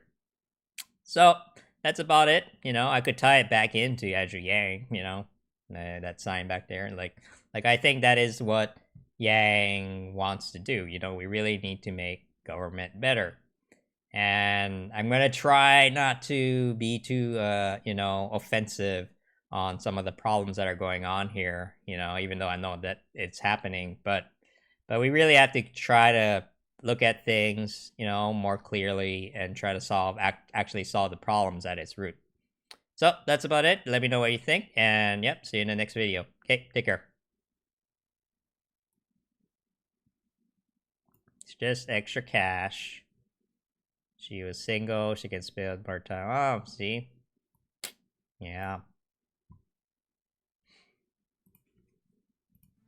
You know, if people just talk to each other, you know, that's really the problem, man. People don't talk to each other, right? You could clear this up in 5 minutes with an honest conversation, right? But that's we're just not doing that.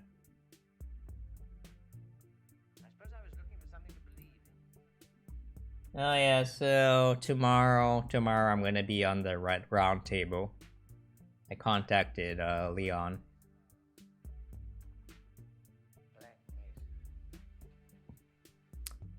Uh-oh, what is this? I don't like these. Oh, it's a nice one.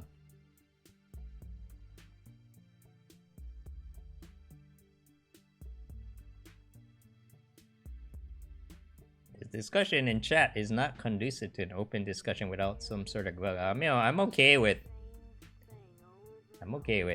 vulgarity. I'm just like, just don't insult people, you know. Okay, well, don't send me DMs because if you want something private, use my email, please. All right.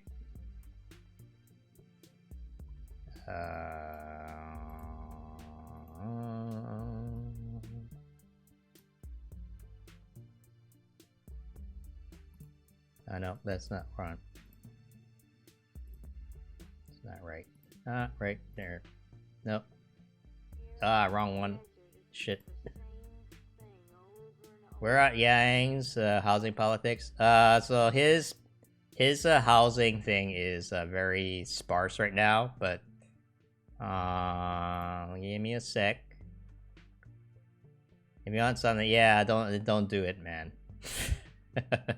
Just don't do it, okay? If you want to send a private message, you know, write it down on paper, then scan it, then download it on a USB drive and make sure it's encrypted, and then put it on the blockchain, and then take it off the blockchain, and then mail it to me in an envelope. And I'll get back to you in about 2 or 4 months. Thank you. So here's Yang. Yeah, I'm waiting for the video to render, so I can do this. So this is Yang's housing thing right now. Very sparse, but the whole reason why I support it is because he calls out these people, you know. These people and zoning laws are related because these people control this. And they're like, hey, you want to build some low-income housing? And they're like, no, fuck you. Fuck you. Sorry for swearing, but, you know. And that's what they do. You know, San Francisco's the worst. It's like they aggressively block the solutions to the housing crisis. Like, no joke. So, but it is a little sparse on details. He does not have a comprehensive plan like Warren or Bernie does, so I can't really.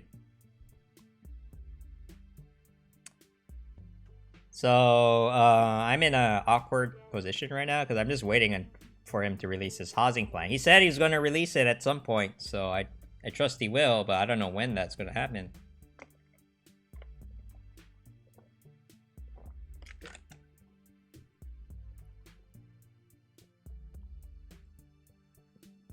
Real issue isn't housing, though.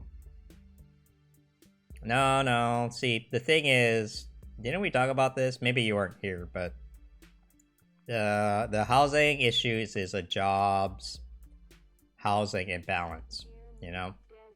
And the thing is,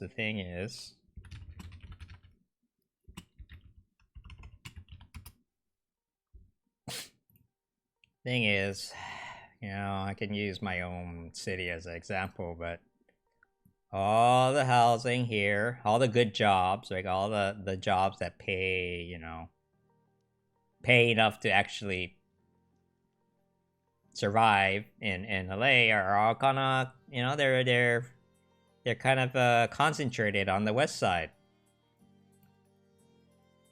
But and they on purpose brought them into their cities using tax breaks as an incentive. You know, they're lying. If they say they didn't invite them here, that's a fucking lie. So they brought them in on purpose, and they're like, okay, well, we have 5,000 more workers in Santa Monica now. Let's build 5,000 more housing units, and basically they said no. So what do people do? They live outside, you know. They commute. I used to work here, and then I commuted all the fucking way up here, and 405 was a mess. But the problem is getting so bad now that everyone's sprawling outwards, right? The jobs are all still here.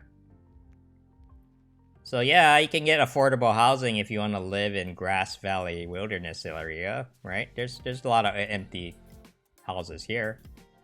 But what are you gonna do out here? Are you gonna commute? Are you gonna commute 24 hours just to get to your job? No, I don't think so. There's nothing to do out there. And that is really the problem. So there's two ways of solving this. You can either build more housing, which I think is a lot easier, or you can spread out the jobs. You know. So if you created a Twitter, if Twitter moved right here in RidgeQuest, you know, great. Are they gonna do that though? Probably not. So it's a mess, and we need someone who's gonna be honest about this stuff. You know, Yang is the only one. Like maybe Warren, maybe I don't know. I think Warren understands the problem, but is she gonna really do anything about it? I don't know. It's too much money involved. Spreading jobs would work if they had actual. Yeah, it's a catch-22. I agree with that. Yeah.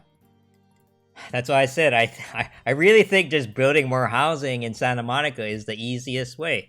You know, otherwise you can't be like, oh well, yeah, hey Twitter, you want to go to I don't know, you want to open up shop in Alabama or I don't know, and it's gonna be hard, man. Like that's more politics, right? Because like a lot of the big companies, they want to be in the urban centers, because right, it's cool, right? It's cool to have a company in New York or LA or SF or. So, I don't know. It's complicated. All I know is that we can't just keep on doing what we're doing right now, because it sure as hell ain't working.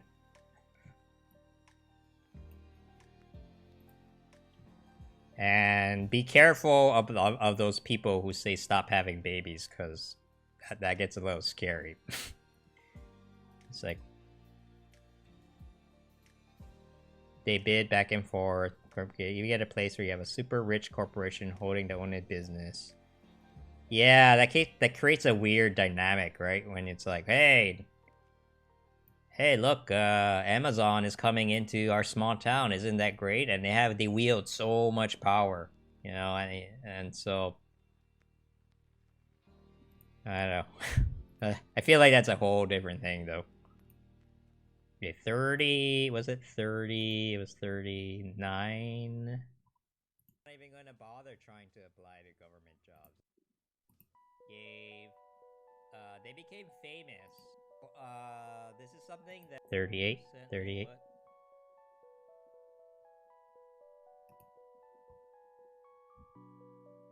Told my mom to stop having. Wow, what the hell? Is that a little dig at your at your siblings? It's like, hey, mom, stop having. I don't want any more brothers or sisters, man. Stop having babies, thank you.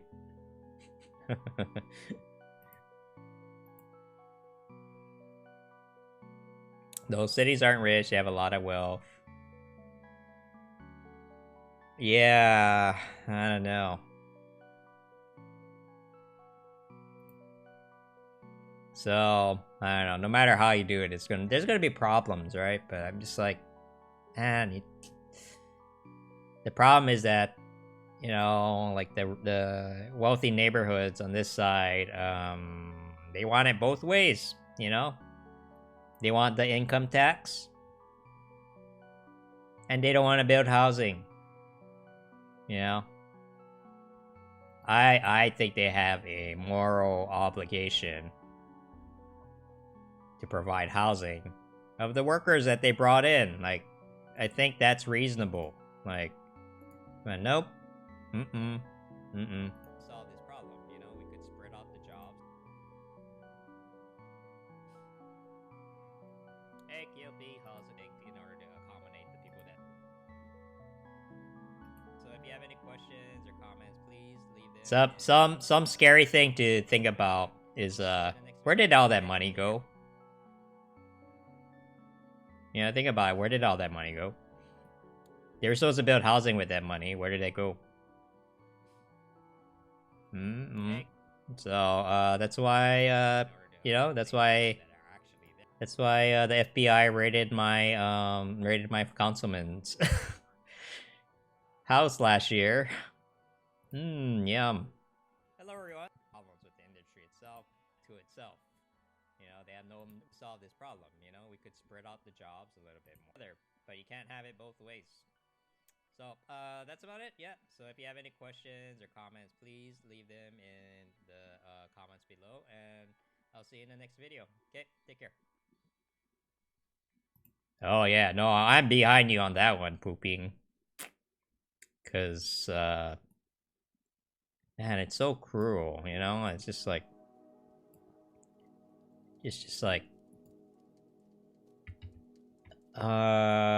what's the point? Like, why? Like, they go, like, all the NIMBYs, they come out and they, like, hold picket signs and, like, don't build that homeless shelter, you know?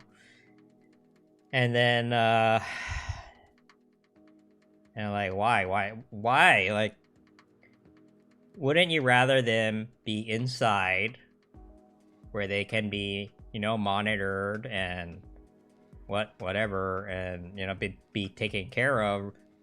Isn't that better than having to just wander around your streets where they could attack you anytime? Like, why would, you know, wouldn't you... I don't...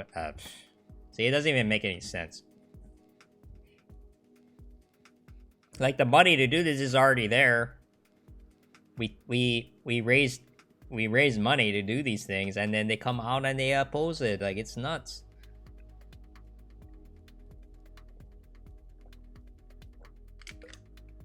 Oh, man.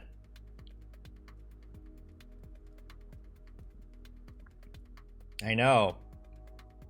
Seriously. I don't know. I don't think they think of it that way, you know? They think they're kind of in, like, a lot of NIMBYs. They're in this siege mentality, you know? They're just like, I'm here to protect. You know, I got mine, you know? I got mine. So fuck everyone else, you know?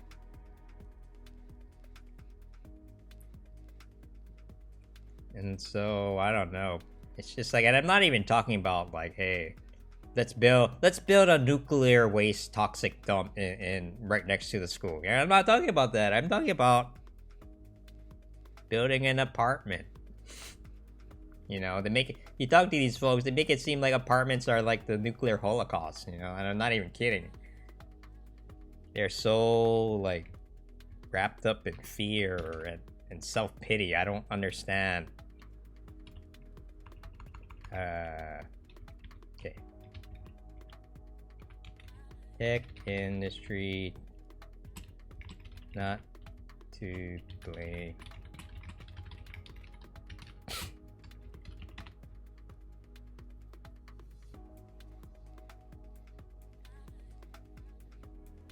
I know, seriously, no, it's bad for your property values to have homeless people wandering around everywhere. Doesn't that, you know?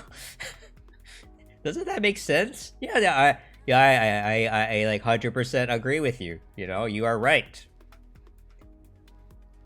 and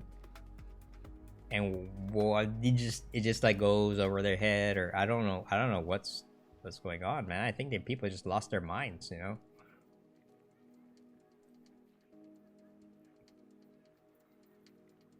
The oil explosion in Texas. What? Wow, that's crazy. Okay, where's my other one? My other one. Add new highlight. There you go. Yeah, it's so irrational, and it doesn't even like you know, if it was actually like, okay, if they were actually defending their own property taxes, right, or property values or whatever, I'd be like, okay, I can see. At least there's a reason why you're you know, there's a reason why your political viewpoint is a certain way, right? And like, okay, you know, I don't agree with you, but I at least see where you're coming from. I do not see where they're coming from, you know, because it doesn't make sense on any level. It just like feels like this irrational, like ugly part of human nature that just kind of turn into this really nasty politics, you know? I don't know.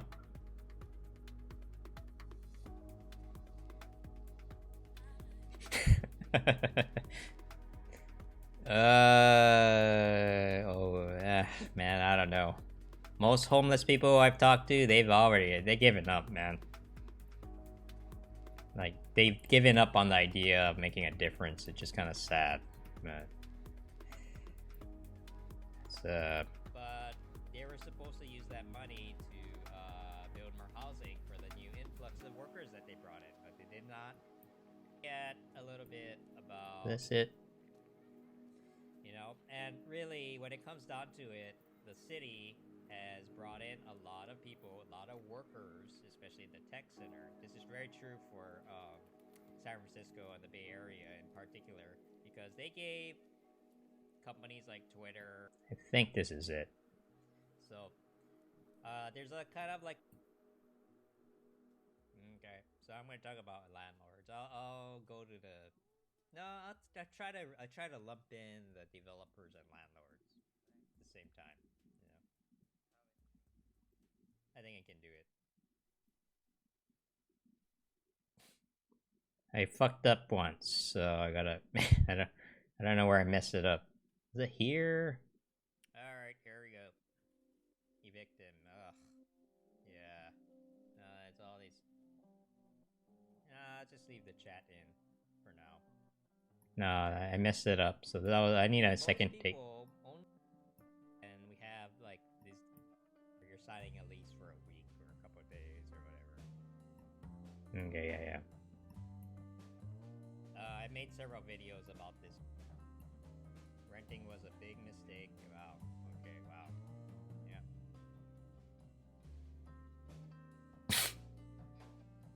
Hello everyone, this is Ryan from the YIMBY Arts. Yeah. Renting was a big mistake. Wow. Okay, wow. Yeah. And being homeless just exacerbates all that, right? Like, hello everyone, this is Ryan from the YIMBY Arts project. So, I wouldn't worry about the virus, by the way. Maybe a little controversial, or maybe a little. Yeah, it's a spiral. It's a spiral. It gets worse and worse. And it's like, well, you know, it's like homeless. Not that you're homeless, you're crazy. Now that you're crazy, you don't deserve a home. You know, I'm like,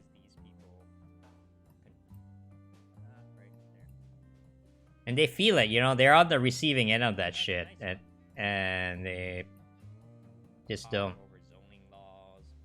Hey,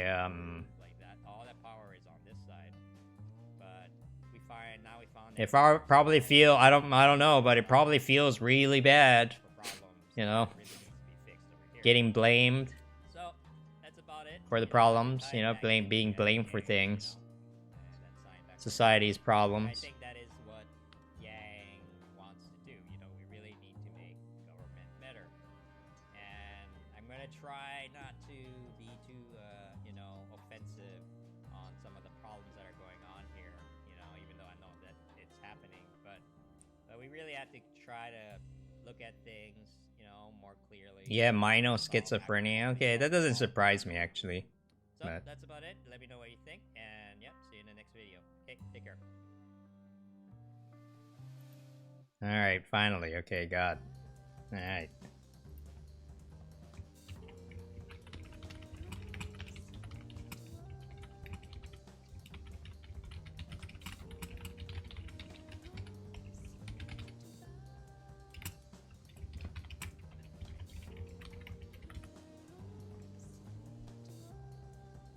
Okay, so this is either going to be real great or a disaster. So, let's see how he does.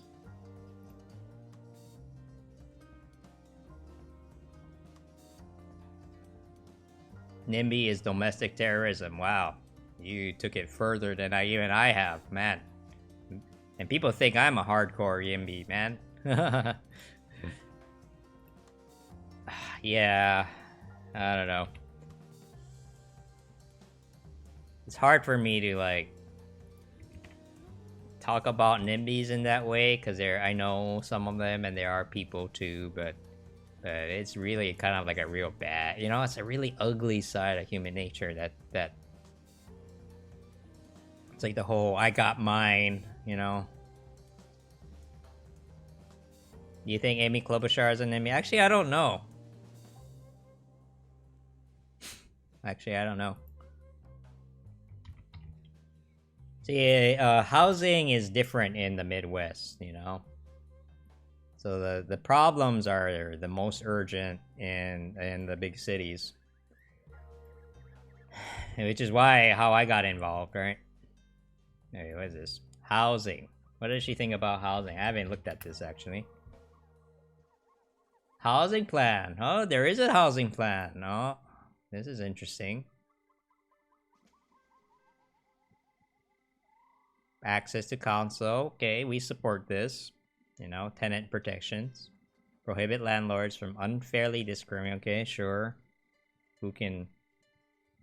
I mean, a lot of the landlords are going to be annoyed by this, but, you know, yeah. Combat segregation in housing. Okay. Okay, this is weak ass. I'm sorry. You just say N redlining or, you know. Reinstate the office has failed. They enforces. Okay, this is more government. I don't know about that. Increase affordable in rural communities. Rural rental assistance. Okay. I'm not really... I don't know. I'm not at... Don't know as much as what's going on in rural areas.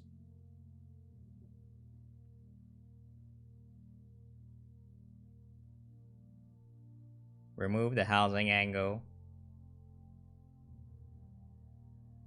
Call someone forces to mentor and denies in the resources to... Yeah, you're right. I mean, NIMBYism is a way of life, right? You might be onto something there. It's hard for me personally to talk about it outside of the context of housing, but I get it. I could see that working, you know, like that's what we're kind of trying to do, though, right? We're trying to turn NIMBY into a slur almost, right? You know, like honestly, there are a couple NIMBYs out there who, you know, we like smear them all the time with the NIMBY thing, right? Like, you know, let's be honest, like, you know, we use it as a slur against selfish homeowners, right? That's what it is. And then they get real bent out of shape, and some of them had the nerve to be like, "I'm a proud NIMBY," you know. They try to own it. I'm like, wow, that's, you know, that's like being like that's like you know, doubling someone accusing you of being a Nazi, and then you're just like, I'm gonna own that label. I'm like, oh, well, good luck with that. Because they think they're part. There's a lot of NIMBYs who really, like, honest to God, no irony, they actually believe they are the vulnerable people. They are the vulnerable class, and just like, wow, you're just totally out of touch. You know, they think they're the ones being oppressed. I'm like, dude, yeah, yeah, I don't know.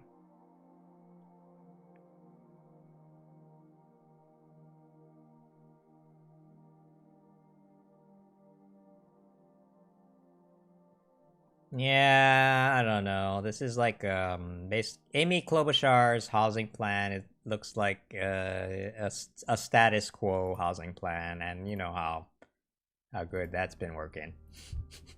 It's not gonna change anything.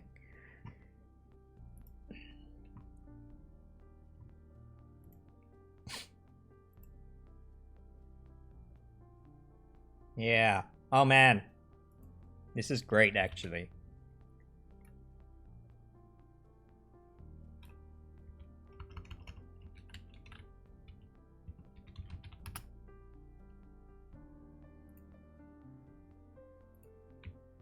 This really nails it right on the head. So if you wanna, yeah, this is satire, but it's like, wow, this is real true. This is the shit we hear at council meetings all the time.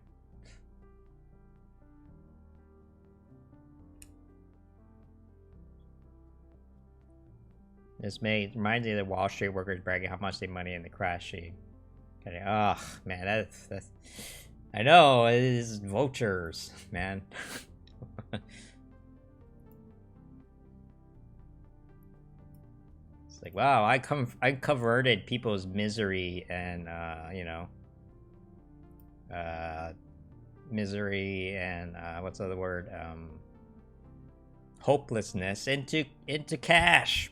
Go me. I wouldn't brag about it, dude. If I did something like that, I would not brag about it. Oh man. It's like, oh, how did you make your money? Stocks.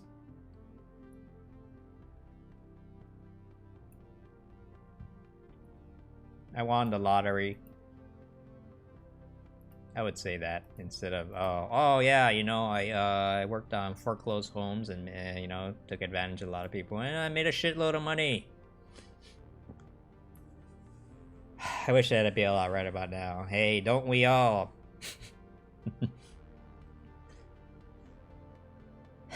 Yeah, I've been thinking about that a lot too because I got to get back into the job market. So just to be clear, I'm here today streaming, but I'm probably going to be scaling back to maybe 3 or 4 times of streaming a week. So there's a lot of things I gotta take care of. It's nothing you guys did. It's nothing I did. It's just that's where I am.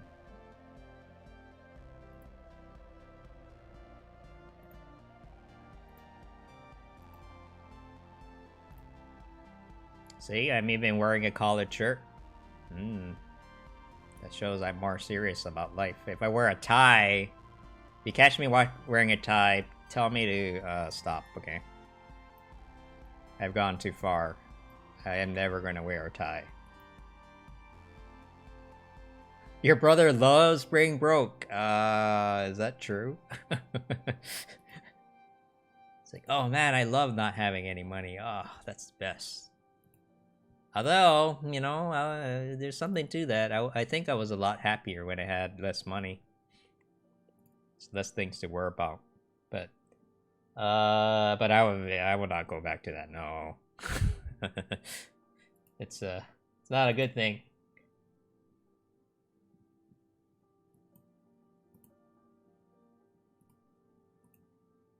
All right. So I got my Carly Rose. Is that a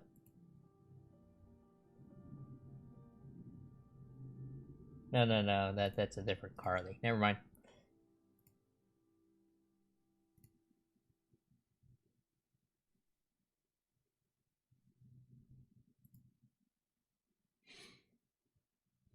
Remember he's a giver in a good way, or mean, the guy for the agit probably goes crying outside. He's like, you just fuck. Ugh, yeah. That's depressing, man. And this is happening everywhere. It's happening everywhere to middle class people now, not just the poor people. Like, it's happening to everyone, and no one's doing shit about it. People are pissed. They're voting for Trump, and vote for Andrew Yang. You know, vote for Andrew Yang if you want to see things actually get better. You know, if you want, you know, if you just want a bunch of smoke and mirrors, that's cool, but. So this is interesting. I could make a video about this. Or, we gotta watch this, man. So QOP, you know, this is, Hank left me another potential video site. And of course I looked up Andrew Yang, and look at what kind of video they made of him.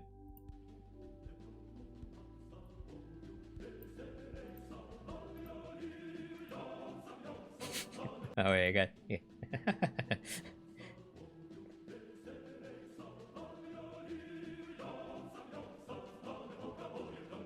Andrew Yang for president and enjoy communism. Oh man.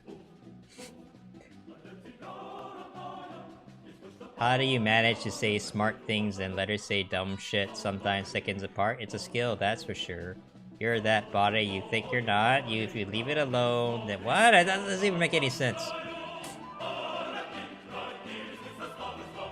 This makes no sense at all. Like, but I like it. I like that it exists, you know? Maybe I'll just follow them.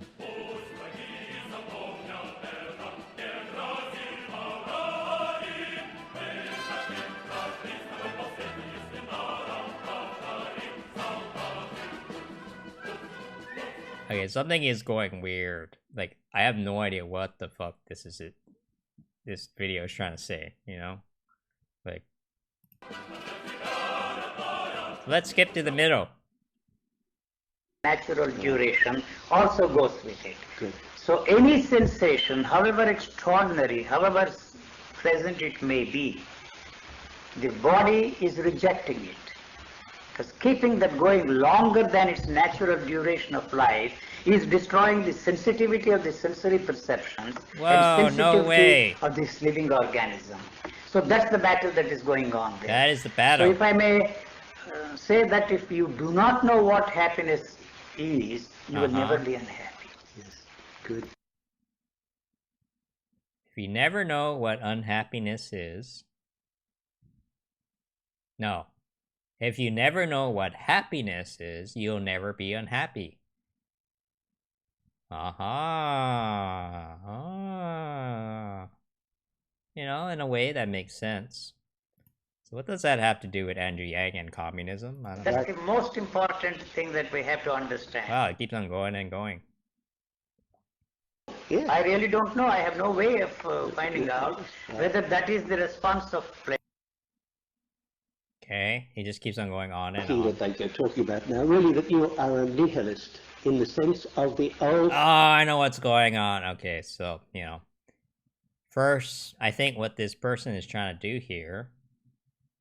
And so, what they're trying to do is like, hey, you know, this person here is trying to save the Yang Gang from going down the wrong path, which is the communism, right? Or atheism, in fact. So then he has this, you know, that crazy stuff that happened in the beginning. And it was a joke, obviously. Okay, wait. Oh, well, so maybe there's more. Okay, New Age. Okay, wait, hold on. The New Age people who are a Christian reheating once more. Maybe this person is not from here, you know, maybe it's not an English speaker. These texts for the most of the body about non-duality. Okay. No, this person is really trying to save, you know, he's trying to save the Yang Yang. You know, so. Enjoy communism. Oh, I like it. It was a joke, obviously. The pleb is ungovernable. That's why communism will never work. To govern the pleb, you need leaders. The mob's got Netflix and porn. That should be enough for them.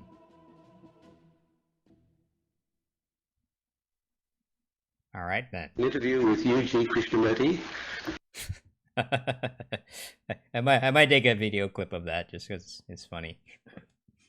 Okay, well, here we go. I gotta get the video out, though. I need I need a good thumbnail. You know, I'm going to actually market this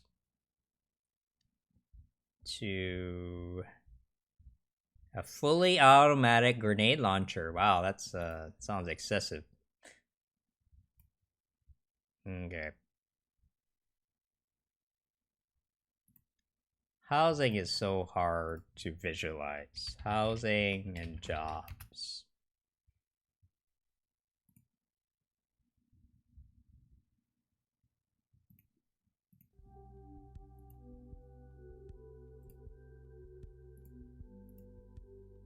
Mismatch A, that was my thing.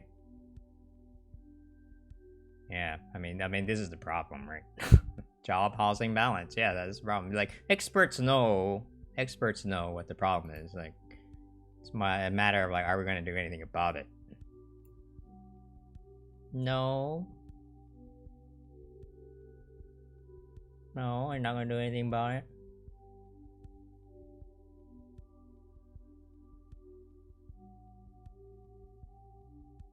Fucking hate guys. Well, it's harder to be a man these days, you know, because the society is fucking over everyone.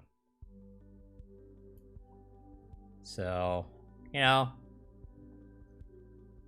I'm not saying you should excuse them, but housing. How about Tokyo? No. And homelessness. There you go.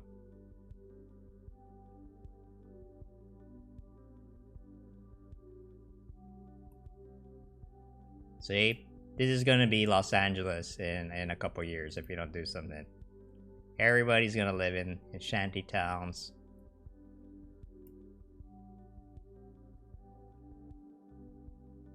I mean, I should just take this. Honestly, I should just take this.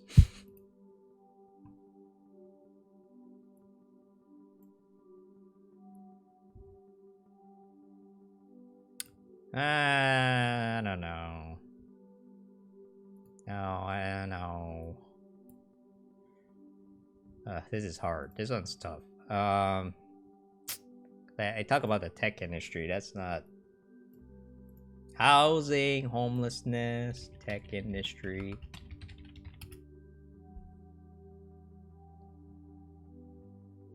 Oh, you know what? I know what. Anti-homeless robot. In fact, I could just use the RoboCop one. That might be fine too. Okay, I'm gonna use the text to okay, I'm gonna try. Okay, I'm gonna try.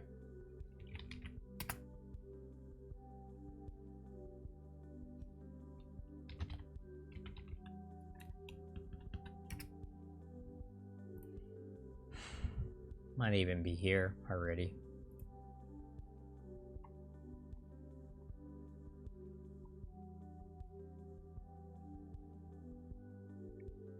Yeah, it's here, but I need the original, I think. RoboCop.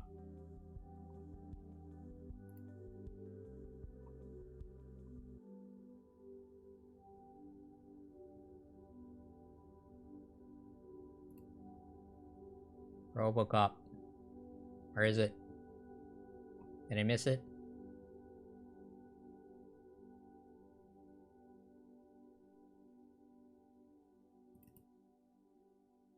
Oh, see you later, pooping. Nice. Thanks for coming by.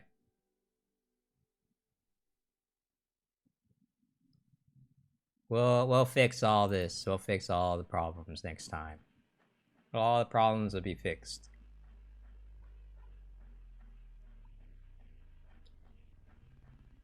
And RoboCop.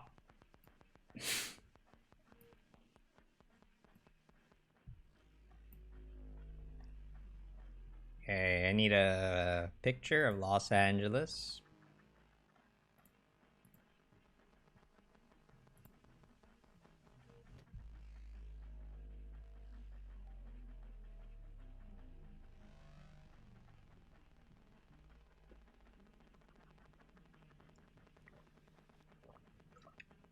Hey, so just so you guys know, you know the Tom Steyer cat daddy lady on Twitter. She's been feeling kind of down lately, so you can check her out. But yeah, it's quite serious. I think she's in a serious depression. So, why do I have to be the guy to say that stuff?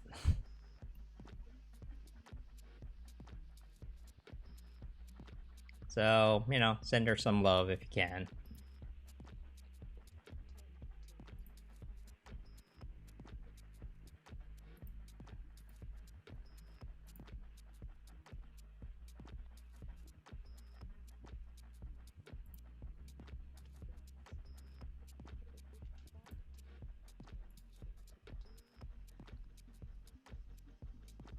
Yeah, Trump is not good.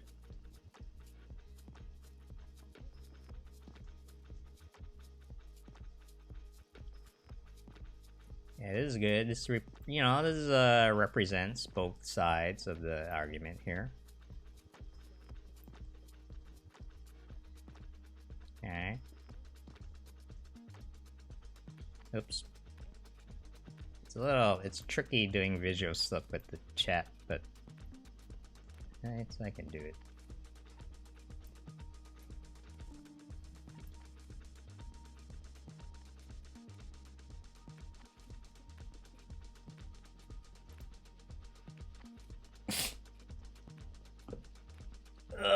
This is a great photo though.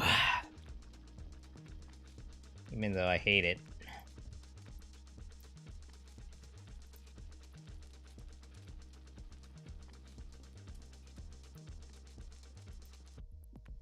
Should I just get a logo, a Twitter logo, and just slap it on there for no reason? Yeah. Everybody knows what Twitter is.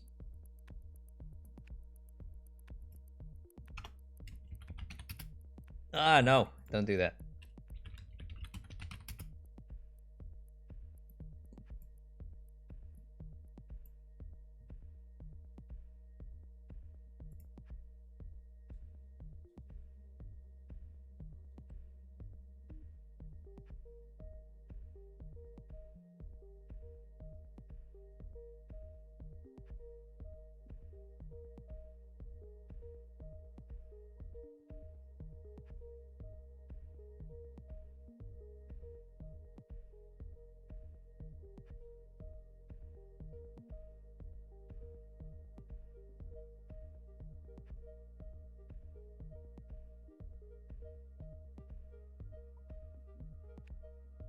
Can I do this? Does this work?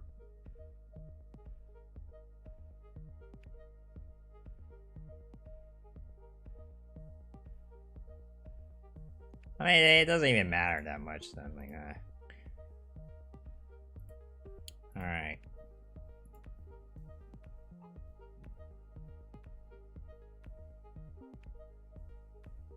Hey, where did I go?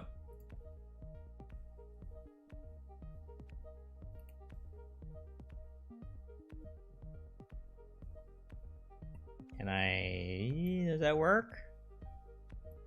Not really. Damn it. It's fine, I think that's good.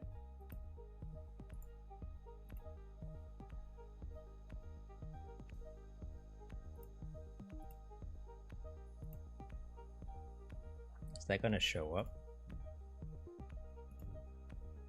Does this support SVGs? Nope.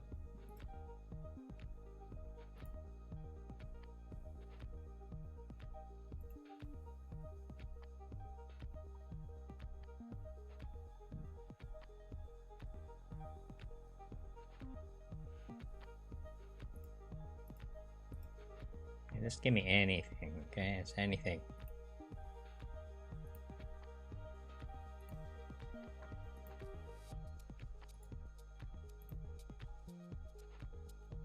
PNG, yeah, that's fine. PNG is fine.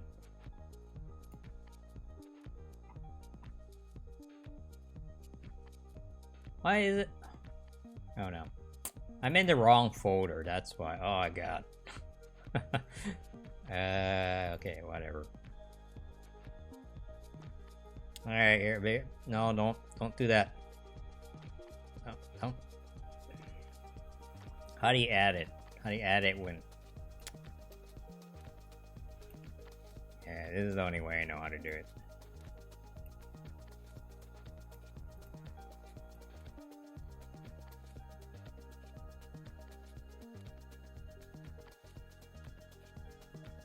Okay, something like that. This is good enough.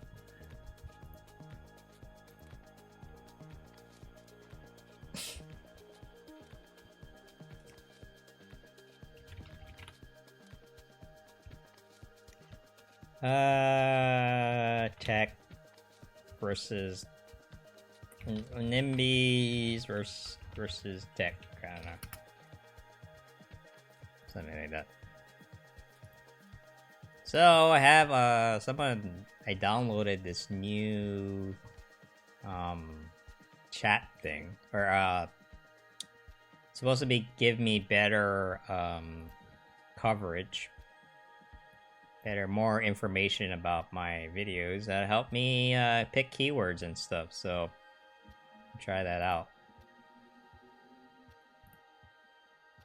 No.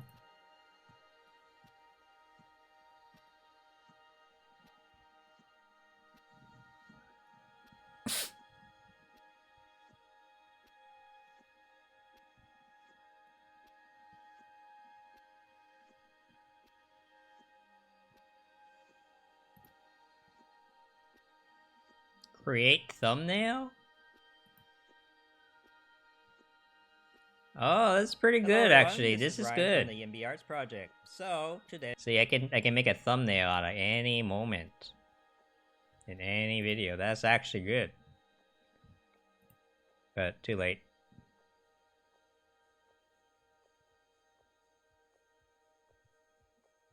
NIMBY.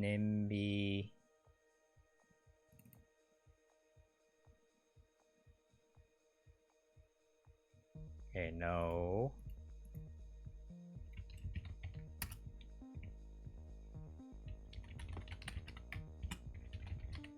Worried about housing crisis, yeah. So what does that do? Housing market. Housing crisis. Okay. News.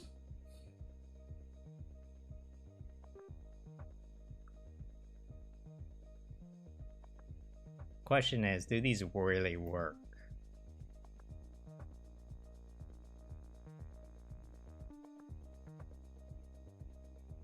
Sure.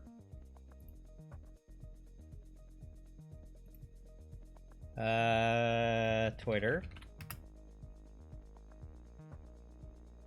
Housing market. Real estate, sure.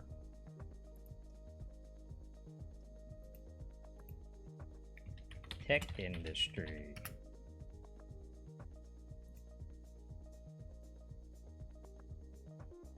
Tech. Girls who code, sure. Why not?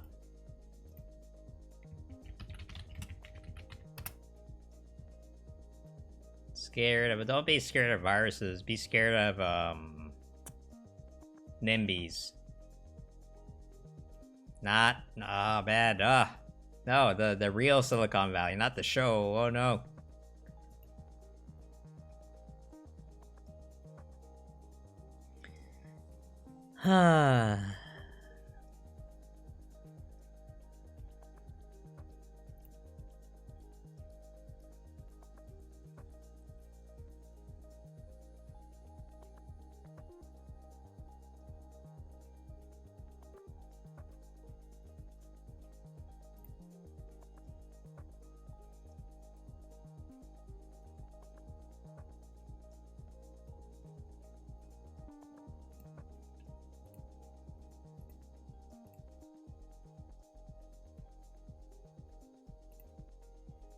So I'm gonna be targeting tech people for this.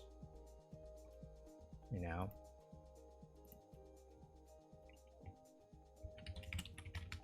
Actually, San Francisco has the most of them. NIMBYs are jerks, too many to fight reform. Yeah, I know, there's too many. There's too many. I gotta start somewhere. You're supposed to wear a mask? Wait, for what? Oh, for the virus thing. Okay, I got it. Yeah.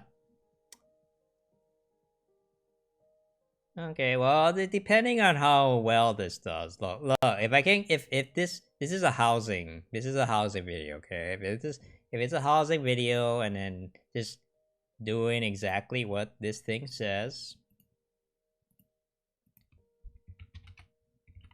I'm putting Andrew Yang because you know, RoboCop, not the. Like, this is not helpful at all, but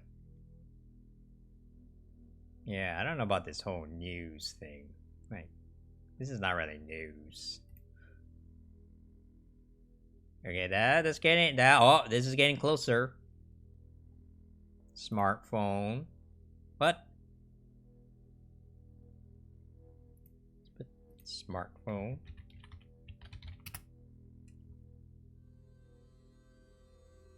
See, if this can get 2,000, 200,000, yeah, why not my thing? I don't know. I'm just trying it out. Can you reform NIMBYs? Well...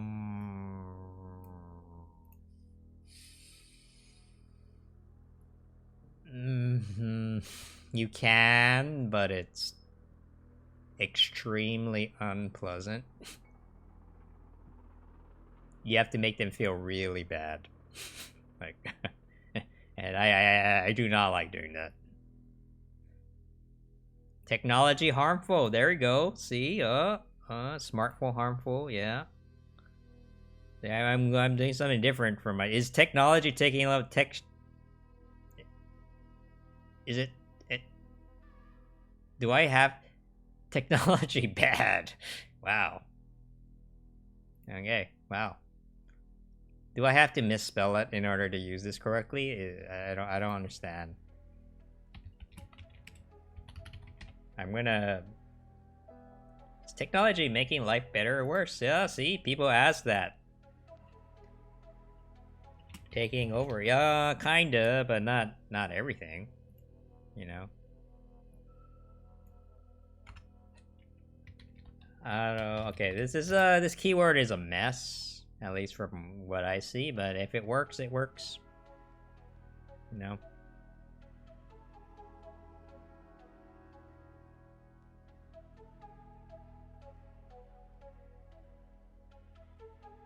Technology bad.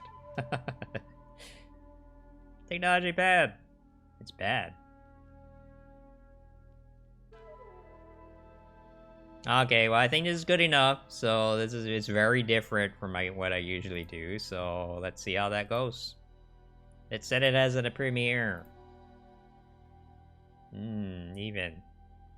Is that everything? I have everything. Everything is fine. The tech industry. One weird trick to realize the tech industry is not no.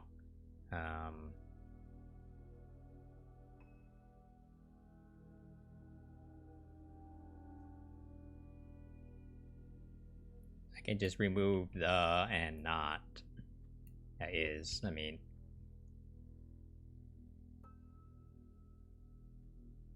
Okay, here we go.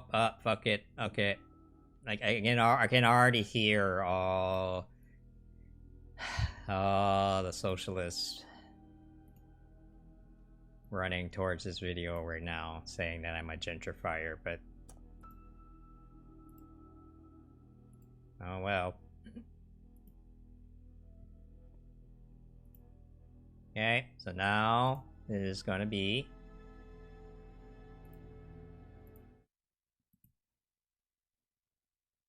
Where's the volume? Should be starting soon. I gotta use the bathroom too.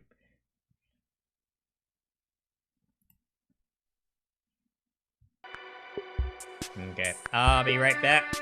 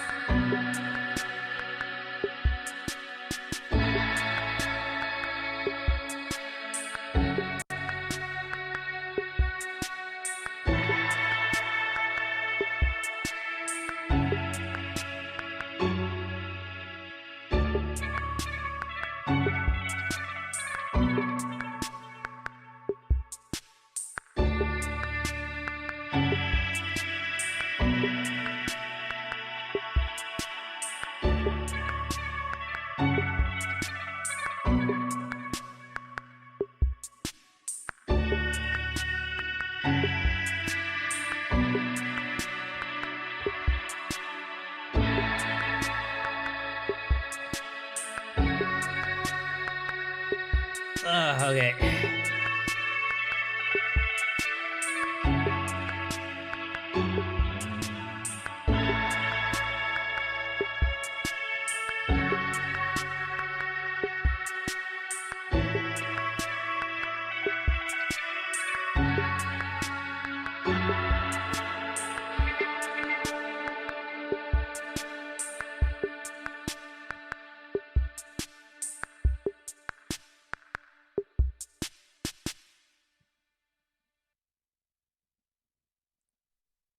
Hello everyone, this is Ryan from the YIMBY Arts project. So today we're going to be talking about why the tech industry over here in this chart is not to blame for the housing crisis. This is particularly relevant in big cities like Los Angeles, San Francisco, New York, and a few others that have become tech hubs, in the last decade or so. So this is something that a lot of people don't talk about because there's been a lot of misinformation floating around regarding the housing crisis that the YIMBY movement has been trying to educate people on during the last few years. But it's been very, very tough because there's a lot of what do you call underlying motivations that aren't they're not what they seem. So I want to kind of talk about that a little bit. Okay, so it all started back when San Francisco they became famous for trying to attract tech companies to their city. Okay, so as if supervisors slammed Twitter tax break, right? Twitter is the biggest example I could find. There's been plenty, but basically, in 2011, and that was almost a decade ago now. They gave a lot of tech companies tax breaks to come into their city, because they wanted the income tax revenue from it. So all the supervisors now are like all of a sudden like expressing regret. They're like, oh man, like we gave them their tax breaks, but we should just not do this. And I'm like, wait, weren't you the same guy that voted to pass this, right? And so you can kind of like read into it a little bit more, but the general thing is that city leaders have increasingly blamed the tech sectors for the more stubborn problems. So what happened was that they made a lot of money bringing in Twitter. Twitter comes in and you bring in thousands of tech workers and you tax them, right? You get their income tax, and the city itself profited a lot. They were supposed to use this money to build more housing to accommodate the new influx of workers, but they did not. So instead of actually fixing the problem, what they did was basically they continued to use the media to attack the tech industry for causing issues like gentrification, rising rent prices. Hey, I forgot to add that. You've probably, if you lived in one of these cities, you probably heard it all before. Your tech is to blame for the high rents. Their tech is to blame for homelessness, right? And what is all these yuppie rich techie techs? Like why are they doing? Like why are they coming in and ruining the neighborhood? If you want to go, it depends how extreme you want to go. But all those things are floating around, and the media is projecting them. And but who's really responsible, right? Who's really responsible for meeting the new the new influx of workers that they actually voted to bring in? They actually gave them tax breaks so that these companies would come in, and they were supposed to build more housing to accommodate for the new workers, but they did not. So instead, they have gone on the offensive, and they are blaming the problems on the industry that really it should be the city's responsibility to accommodate for the population's housing needs, but they just basically did not do it. And there's proof, right? This is completely insane, right? About how San Francisco's housing crisis is getting worse and worse every year, but instead of building more units, they actually have voted to produce less. This the YIMBY movement fought really, really hard to get this little uptick here, but they fought back the NIMBYs fought back, and they actually made housing construction less. This is kind of nuts, right? Like, we need more housing, and then the numbers actually dipped in the last 2 years. So that's a bad sign. And as a result, everybody's leaving the town now. Tech companies are leaving the Bay Area in droves. Where are they going, right? Because it's like, well, it's thanks for the tax breaks, but if you've been to San Francisco recently, it's not a nice place. There's homeless problems kind of running out of control. And if you look at this, you can look at the government is not taking the problem seriously. So things just get worse and worse. And so they're leaving for places like Salt Lake City, Austin. Austin's a very popular destination now, even in Alabama and North Carolina. So the jobs are moving out, and even Stripe. Stripe is a pretty big company, and even they left. So what's happening is that when the jobs leave, right, the jobs are leaving, and then as a result, the workers who are expected to they come to cities like Los Angeles and San Francisco looking for work, right? And if they haven't, if that's no longer there, there's no reason for there to be anymore. And I do think as a result, we're gonna see a recession, in the housing market, and it's probably going to start either in San Francisco or Los Angeles, where the problems are worse. So I live in LA, I live in downtown, and we have a similar problem here. Santa Monica gives tax breaks to a lot of the good companies. It could be tech or other industries, but all the good jobs are kind of clustered around the west side, and these are known as the nice parts of the neighborhood. But similar thing, they brought in the workers, but they did not bother building housing. So everybody commutes from all the way out here towards the east, right? And that it leads to the massive traffic that we see every day going back and forth. This is not just how it is. It is by design, And so in LA, as a result, this kind of surprised me, but over 53% of people living in LA right now are considering leaving the city because it's just too expensive. The politics is just a huge mess, and it's not fun having to drive 3 or 4 hours a day just to get to work. That really lowers your quality of life, and so it's we're kind of reaching a tipping point right now because the homelessness crisis is getting out of control. You know, I always say this, but just this year alone, homelessness rates have risen 12%. You know, and if you just look at the rising housing costs and the rising homelessness rate, right? They're growing at the same time, and some people think I'm crazy to say that, you know, the recession is coming, but I think it's crazy that there's two very clear trends going on, and people think it's sustainable, right? We have more homeless people, and housing costs are going up and up. Like, um, you know, like those two trends cannot be like that forever. There is going to be a reaction, and it's probably going to be this year. So I just want to point that out, you know, and you know, not to say that the tech industry is you know, full of angels either. There's a lot of problems with the industry itself, but this is the reason why you know, tech is not to blame for issues like gentrification, homelessness, rising rents. They just came here for the tax breaks. The city is responsible for handling these types of problems. Like, tech industry does not have any power over things like zoning or, you know, public housing. You know, the city actually in California, because of Article 34, it's very, very difficult to build public housing. The government did that to itself.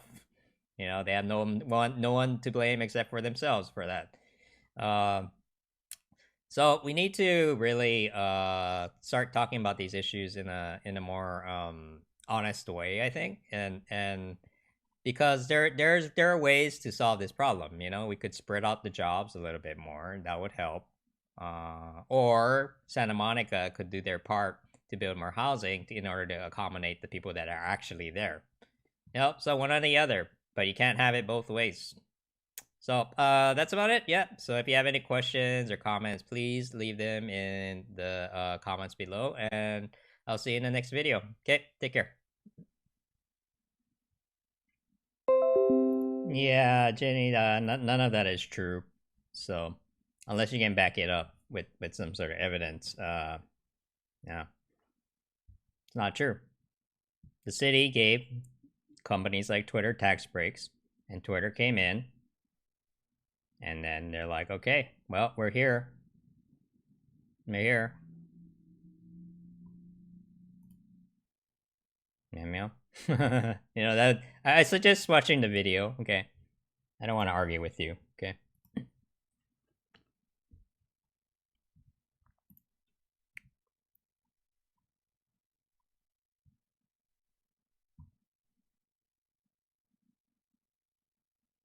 Yeah, it's been going on for decades.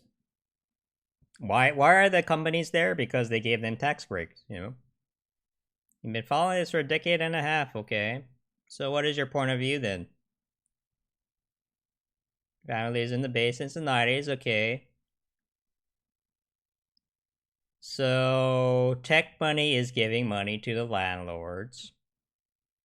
The landlords lobby city to keep the way things are. Or, but the city knows that they brought in new workers, right?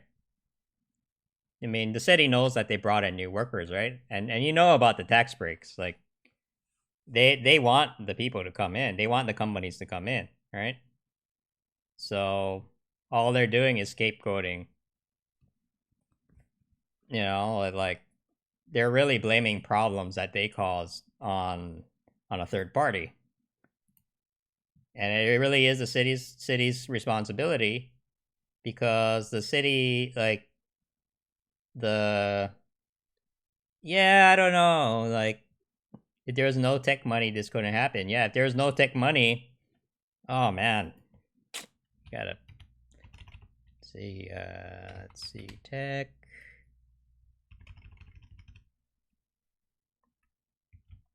Oh man, where was that? Let's see.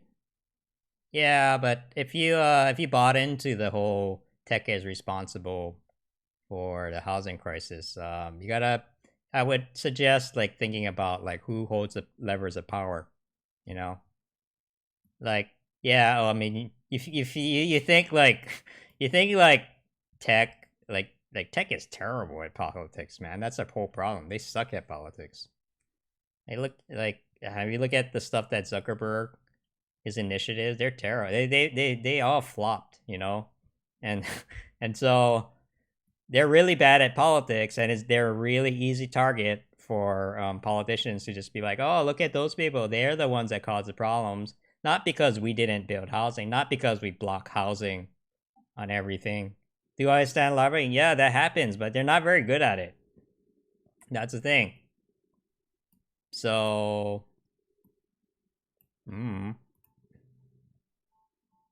think Google and Apple is full of incompetent. No, hello, everyone. Okay, some of the bigger companies have hired more experienced people, but I'm just talking about like the whole idea of, do you really think that tech controls all of politics? Like, you know, and do you think that they are advocating?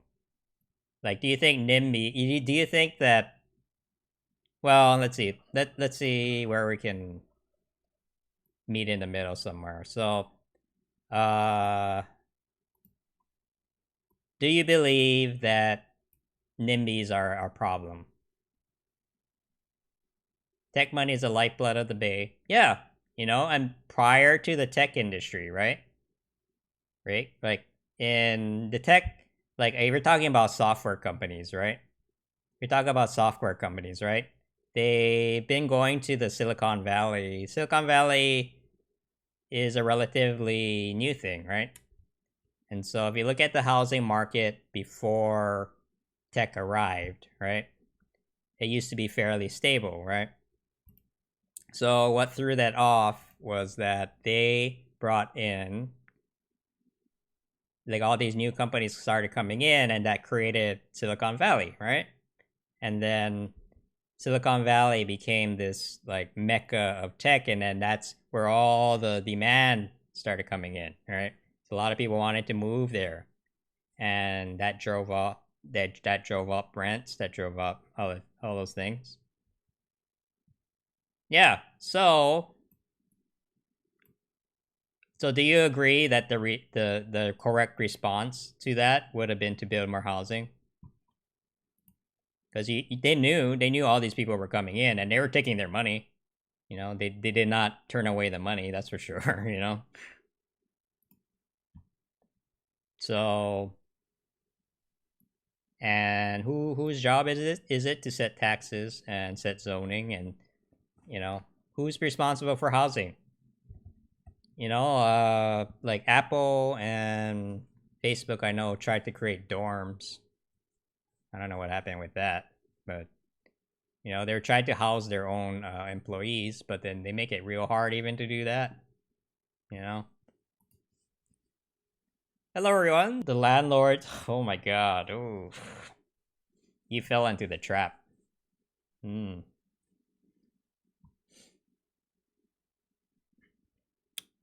Yeah. So I don't know. I don't want to argue about this. Like, if you're demonizing landlords, you're probably barking up the wrong tree. I'm just saying, you know, it's the people here that are responsible for these decisions, you know, and the landlord lobby is not as strong as the NIMBY lobby. Trust me. You know, they're just an easy target because a lot of people have emotional experiences with these folks, but they're just an easy target, you know, and you're kind of like being swayed emotionally instead of really understanding what's going on, which is, these folks are, they're kind of corrupt, man. You know, like how much money did they get from? Yeah, see, Twitter back rates. It's the jerks lobby. Yeah, the jerks lobby. Yeah, see. So like, yeah, you know, here's a Twitter tax break, right? Aaron Peskin, he's the fucking NIMBY, by the way. He's a NIMBY. And then, not in my backyard reside. If it is your backyard, you own it. Yeah, see, that's what, exactly. That's what NIMBY is. Not in my backyard. I got mine. Fuck everyone else, right? That's what NIMBYism is. So, You know, if you're sympathetic to that, then I mean, there's nothing to be said. You know. So yeah, but not all landlords are NIMBYs, and not all landlords are rich. That's the you know, we can untangle that. But this is the same guy, you know, Aaron Peskin. He voted on the tax breaks, and then now he's saying, "Oh, that was a mistake. Ah, that was a mistake. Oops." You know, but look, man, like they generated $6.8 billion, right? Now, this money was supposed to go to building more housing, right? Where do you think it went? Where do you think this money went? Do you think it went into public services? You know, you say you live in the Bay Area. Do you think did you get any of this 6.8 billion? You know, what did you get out of this? So my city council member where I live he had his house raided by the FBI for reasons like this. You know, and I'm guessing something similar is happening in San Francisco right now. So you know, if you can't become rich, oh man, oh man, you should talk to a landlord. It's very obvious you never talked to a landlord before. You know, maybe you got the only thing you've done in that area is yelling at them or so. All right, I'm gonna end this conversation then.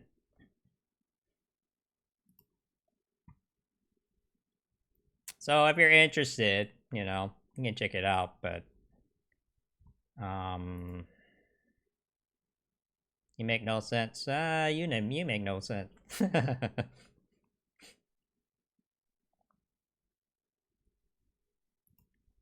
Okay, let me just break it down. This is not for you, but for people watching. But okay, so what San Francisco did, I'm talking about San Francisco in particular. Okay, they gave tax breaks to Twitter. Okay, tax breaks to Twitter. I know where you're coming from, man. I know what you're trying to do, Artemis. So to give you money, live. Oh man. All right. Should I get rid of you? Okay, but anyway, here's the thing. Okay, in case you actually want to listen, right? So, San Francisco has gave Twitter tax breaks. Okay, it's right here. You know, the same people complaining about it now voted for it back in 2011. Okay. As a result, the city got $6.8 billion. That's a lot of money, right? Now, they were supposed to use this money to build more housing because when you bring in a big company like Twitter, you're going to need thousands and thousands of housing units. Did that happen? No, it did not. You know, basically, it did not. So, housing, production, all right. Where was it? Let's see. I'm using, you know, real stuff. You know, this comes from the San Francisco government. You know, I used to work for them. So, there we go. So instead of building more housing, they actually produced less. This is dumb. This is really, like, this is exactly the wrong thing, right? You bring in more people to the town. You know what made it worse? What made it worse is, like, San Francisco declared itself to be a sanctuary city. And so all these immigrants came into San Francisco. And you know what happened? They were like, oh, well, welcome to San Francisco. We don't have any housing for you, so I guess wait on the streets. You know, so there's a lot of immigrants right now who came into San Francisco just wandering the streets right now. You know, and that is fucking nuts. That is terrible. Like, it's immoral, really. You know? And so it's a little, I would say a little vacuous. What's the word? Little superficial, you know, to blame tech for a lot of these political decisions that are done on the city level, you know? Like, yeah, you can be like, okay, yeah, they have law, you know, you have lobbies and shit, but like, just look at the voting record, you know, just look at the voting record. Tells a different story, you know? So if you're blaming tech for the problems that the city has caused, I would say, you know, you've been duped, you know? They're just an easy target.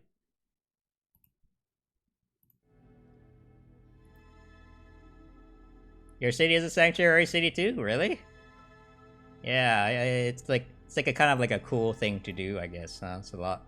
Everyone and their moms are doing it, but man, they did the same thing in Los Angeles too. It's terrible, man. It's just like, hey, come to LA. Welcome to LA. Oh, well. Okay, I guess you're homeless now, you know? Like, man. Shit.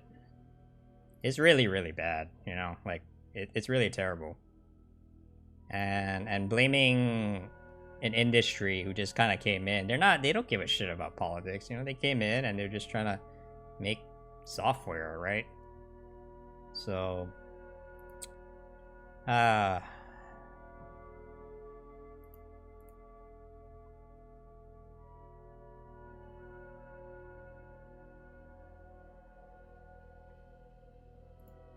so man, so I'm not looking forward to it, but I'm kind of I really just have to get comfortable with the fact that I'm gonna have to have these conversations all the time.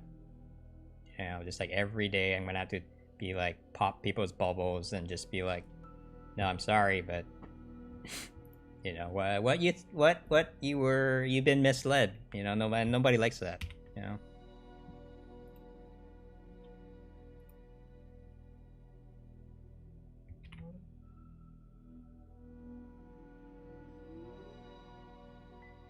All right. Well, let's see what you know. Facebook is kind of my home base. You can't build housing in a sanctuary. I know that's. I really hate it. Like, it's hard, right? It's hard to argue against it because it's like, yeah, you want to be a nice person, right? You want to be a nice person and open up your city to refugees, right? But once they're here, you got to take care of them too, you know. Because the city was embezzling money, we can't afford this right. Oh my god. No, it's just like my guy. You know, my guy. My guy's this guy. You know, he's this guy. Alright, you know. I mean, I don't have to click on the link or anything. It's just like, wow, you got raided by the FBI. Wow. Corrupt as fuck. I'm pretty sure everyone on LA City Council has dirt on them somewhere. Like, it's like, wow, I can't believe this, man. This is your government in action, you know? It's like, oh, we have a housing shortage. Oh, wow, you know what will help? If we don't make any new housing. What did I eat today? I ate at, I had some soup at, yeah, I don't know. I went to a little, slightly fancy event. It was a free event. I didn't pay money, but.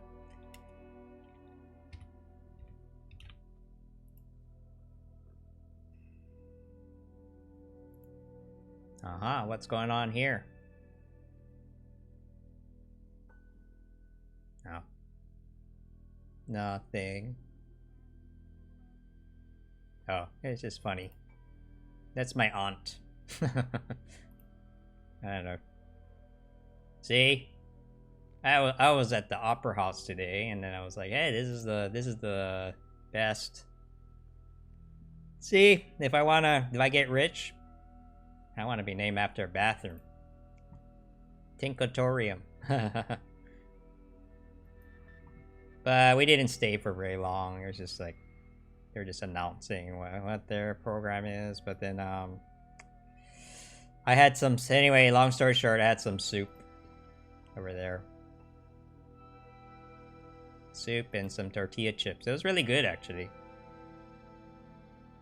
Oh yeah, chicken soup, man. Chicken soup. I make that sometimes too. I'm pretty good at making soups. I make so I get a chicken and then usually it's better with the bone, but you just throw in whatever chicken you have and then garlic and ginger and whatever, and you just boil it. That's it. It's easy.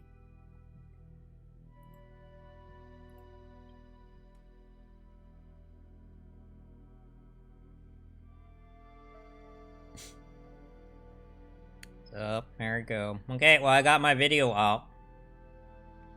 Do I have anything to do?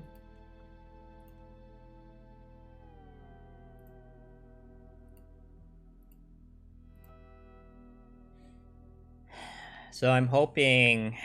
I'm gonna wait until tomorrow until I do this, but I'm hoping that...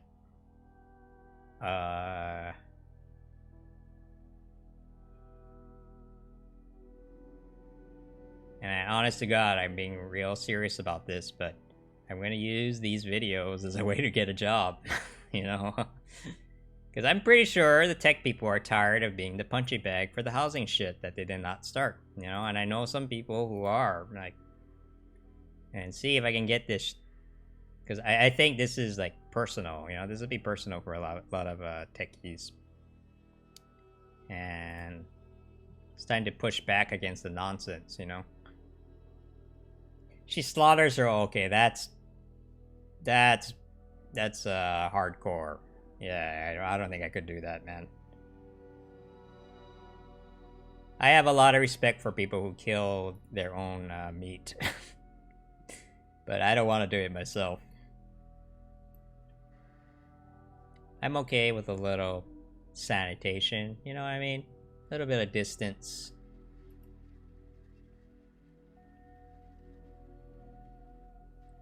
Oh man, what is about this dreary song? Okay, maybe I'll watch this video Corvo sent me. Actually, I saved it. The first 500 people to use the Link replica, built 9,000 kilometers away, near Hong Kong, Austria, China. It's home to European architecture, Chinese cuisine, and all the traffic of North Korea. Because during the day, it may be the wedding photo capital of the region. But after the sun sets, its cottages become remarkably quiet. China's lookalike towns of places like Paris, Berlin, London, and Jackson Hole, Wyoming aren't alone. In many places across China, there are far more houses than there are people. Long rows of apartments, even entire cities, sit completely or mostly empty. In total, approximately 50 million units, or 22% of China's entire urban housing. But this doesn't mean they aren't being bought. Because they are, like crazy. 10 years ago, most people were, as you'd expect, buying homes for the first time. Today, it looks like this. Second homes are the majority, and people are buying almost as many third homes as first. Jesus. These aren't cheap either. In Los Angeles, the price per square foot is $633. In Shenzhen, $805. Wow. And close your eyes because you don't even want to know the price in Hong Kong. Now consider the difference in wages. The No average wonder there's annual income protests in there. Shenzhen Wow. is around There's like a ton of $7,500 inequality. US dollars, compared to $60,000 in LA. Something clearly doesn't add up. People in China are buying homes like Americans buy cars, but they're leaving them empty. And it's not clear where the money is coming from, or why they're being built. The usual explanation is that China's government is so desperate for economic growth that it builds bridges to nowhere and houses to look at. But that's only one part of a much bigger story. China's troubles begin with its political system. The central government is the highest level of its only party. Here, laws are written and the fate of the nation decided. Beijing is the ultimate authority. It appoints everyone from secretaries to governors, and isn't afraid to move them around should any one official gain too much influence.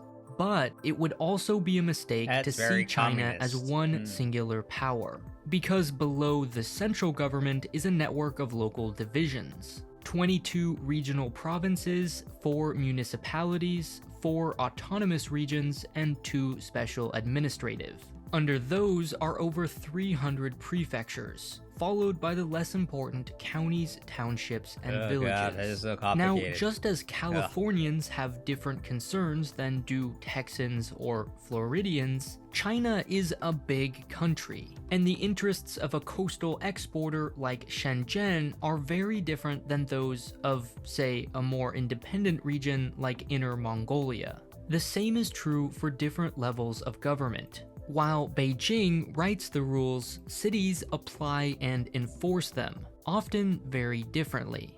And there's one awkward little detail. Cities receive just 40% of tax revenue, but are responsible for 80% of their expenses. So naturally, they need another source of income. And this is where things get interesting. In China, rural land is collectively owned. Everyone, and also no I know, one, like, what's wrong with owns it, this? which means it can't be the location of a new luxury apartment. But luckily for cities, they have the power to rezone land from rural to urban, which can be developed. In other words, they own a money printing machine. Watch this. First, a city buys cheap rural land, which it then redefines as urban, and finally sells to developers at its now much higher price. Like magic, over and over and over again. Cities get much needed cash, and developers build housing like it's nobody's business. Now, unlike states in America, local governments here are generally forbidden from taking loans. But again, there's a loophole. Cities can create a local government financial vehicle, which is a fancy way of saying a state-owned company. And by Zing, giving zinger. it that new urban land, the company can do what the city legally can't, Oops. borrow I money, which fucked up. they can use to build roads, I really need a spell schools, check. and, on occasion, Man. replica I Austrian need a spell towns. check. I'll This do it is again. so effective that in some years, land sales account for 40% of local government revenue. Plus, all this construction increases GDP, which just so happens to be the way officials get promoted. It's a perfect system, at least until it's not. Oh god. I missed all of that. Yeah, oh man. See, I don't see what the problem is with too many houses. Like, oh no, housing is too cheap. Oh no. Oh, we have all these empty homes and you know who gets hurt the most? You know who gets hurt the most with housing development, right? Like developers. You know, and that's the irony, right? Those far left people, they really hate developers, right? If you want to stick it to developers, just let them do whatever they want. Let them compete with each other. They'll eat each other alive, and then all of a sudden housing becomes unprofitable. That's how you stick them. You know, that's socialism. There we go. But nope, nope.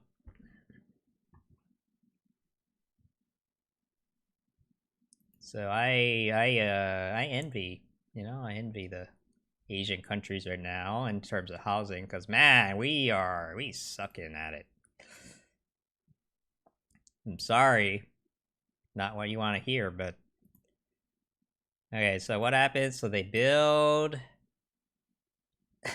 Okay, it's owned by a state, so that's why they can be like, ah, let's make 6 trillion units right here, and no one will stop us. Ha ha ha. And then they build a lot of money, they build a lot of housing. And property tax is 0. Wow. And so that's why everybody's going crazy over it. Okay, it makes sense. All right, that's the short version of it, yeah. All right. Sometimes I want to go to live China since it seems more urban. Japan, yeah, you know, I don't know much about China, but I mean,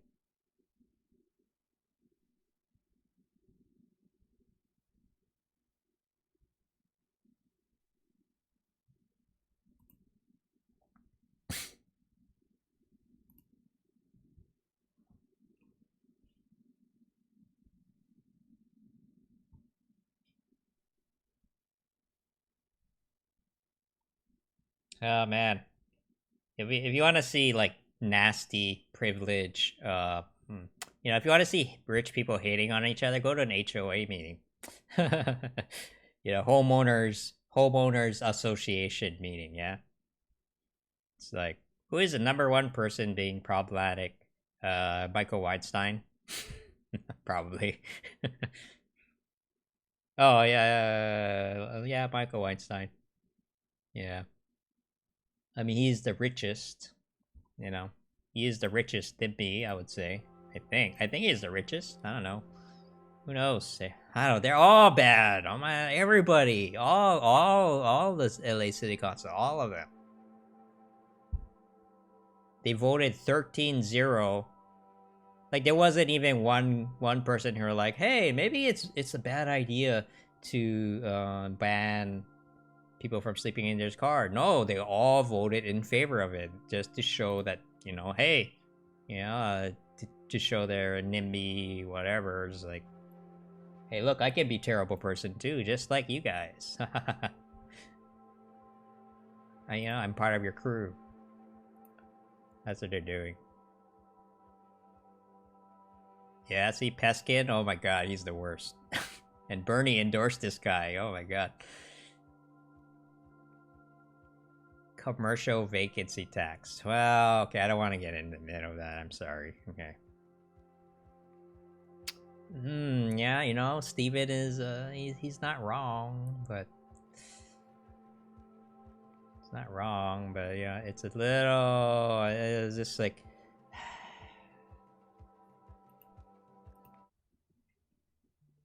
who started the bill? What bill? Oh, the sleepy car ban? Oh man. Or who started actually. I know. It'd be good to know though. I mean, who's be's like, man, I really gotta like get those, car sleepers, man. Who thought it was a good idea to start this? Yeah, you're right.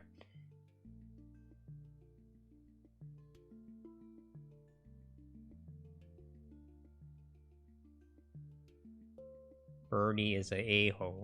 Yeah, I know, but that's pretty normal for a politician.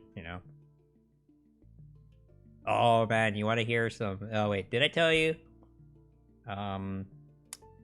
Word on the street is that Tom Steyer is a drunk. So he's like literally drunk all the time, except when he's on TV. Because the Yang Gang and Tom Steyer are staying in the same hotel. And apparently he's just like, he really likes to drink. He's just like drunk all the time. He's a little rude. But then, when he goes on TV, he cleans up and he's like, yeah, man, I'm a nice guy. That's why he sounds so robotic. Yeah, it's hard to enforce that, It's not even, it doesn't even work. Okay, well, first version, there we go.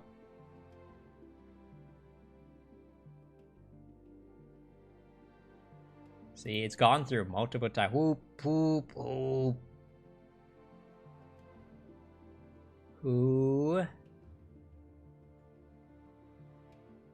proposed it? Who proposed it? Okay, introduced by...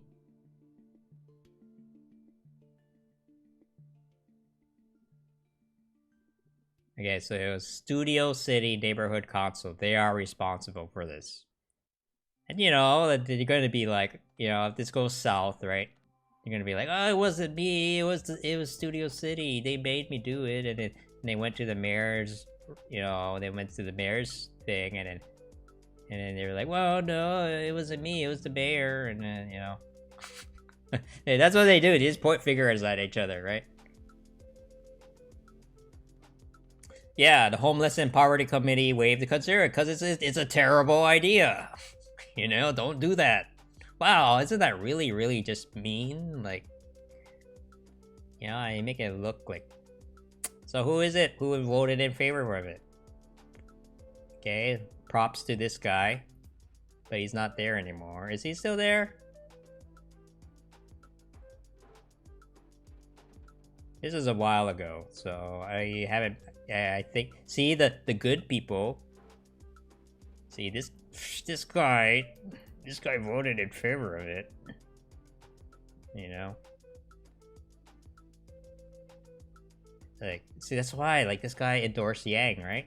And I'm like, is that good? Okay, so let's look at the more recent version. Okay. They extended it multiple times. Multiple times. Yep. See, they're like, we gotta ban it again. See, and it's gotten worse. See, oh man, Joe changed his mind. What the fuck? Did he lose all hope? Even Micho. But didn't Micho say no last time? Yeah, he's like, yeah. Oh, man.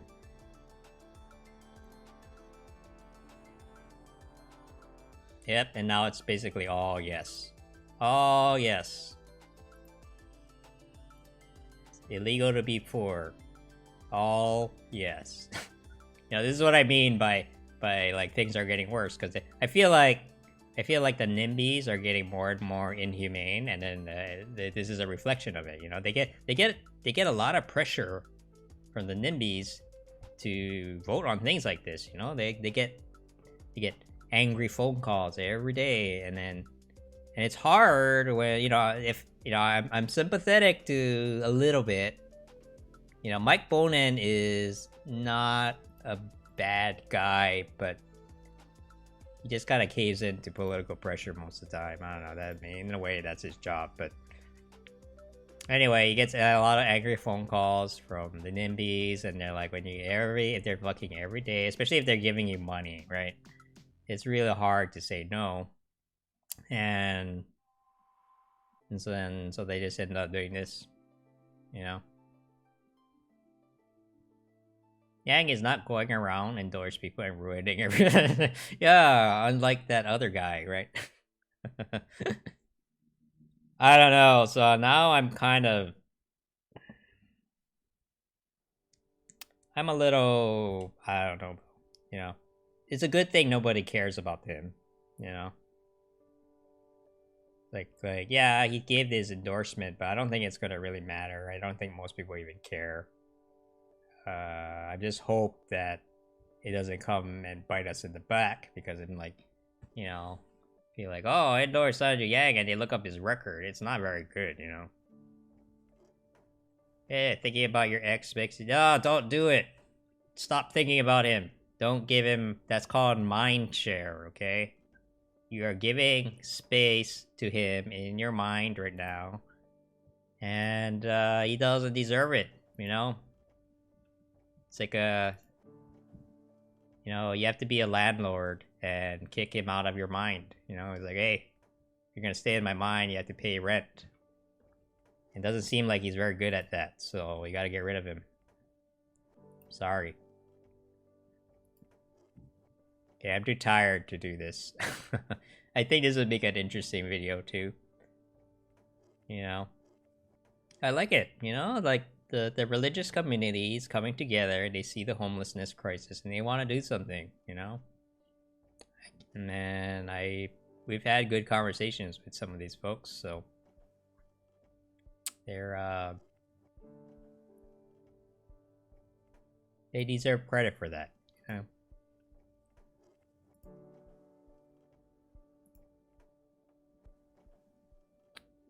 Alright, I think I'm done for today. I came here to make a couple videos.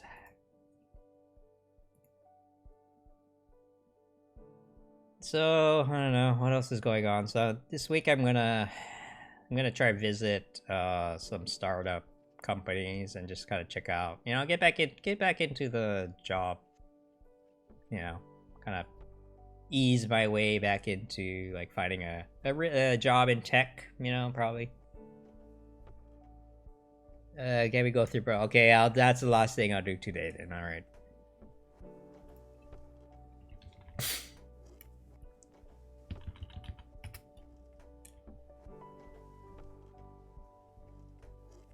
Okay, I mean... Hey, I don't know who these are. This guy sounds familiar, but I don't know. Let's see.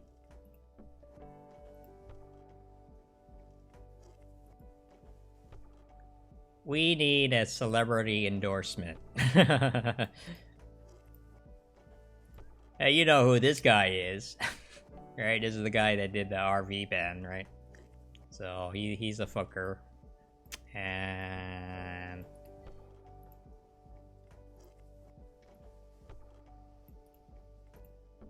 I mean, some of these people are going to be worse than the others, you know. Maybe there might be some good person in here, maybe.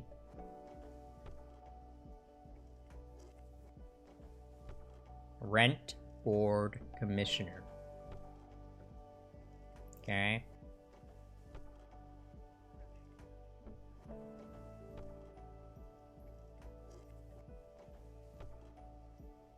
I don't wanna. Hey, look who's here. Right? Ilhar Omar. She's pretty famous. Okay, so what is this?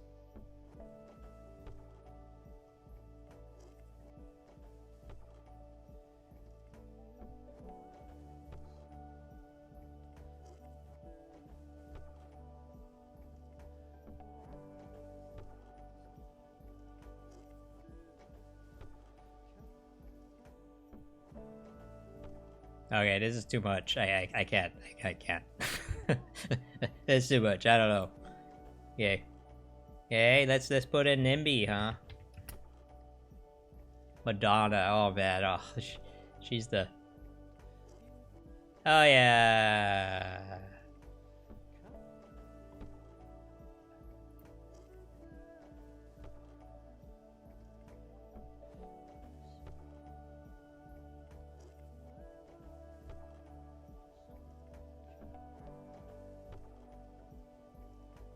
Okay. Oh yeah, he's in San Diego. So did you know that the San Diego mayor actually called himself a YIMBY?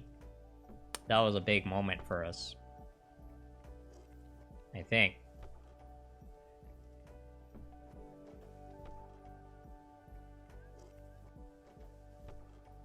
Wait, are they talking about... Wait, are they talking about... Oh, no, Amy. Okay, sorry. No, this is not it.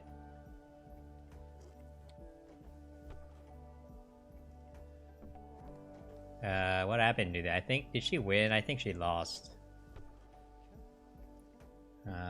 We did not... We tried to run a few candidates up in... It did not go very well, I'll be honest. We lost. We lost kind of a lot.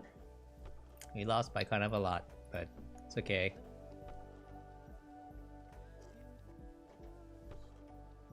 Does she have a... Okay. We're going a little off. Oh, wait, no. She ran as a non-power state. Okay, I remember this. No, London Breed is great, though. Jane Kim. Jane Kim. Remember this? Remember this? Angela Alioto. Informing people to YIMBY is tough. I know, and it doesn't pay. That's the worst part. It doesn't pay. I'm willing to do, I'm willing to have difficult conversations, but it's a little tough when I'm doing it just for volunteer, All right, so this guy is a NIMBY, okay, but he's not a high profile NIMBY, okay. He's more of a, he's a average Joe NIMBY, It's like just the average Joe NIMBY who owns $1 million home, probably multi-million-dollar. I mean, you just put the name and just put NIMBY, and then it's like, ah.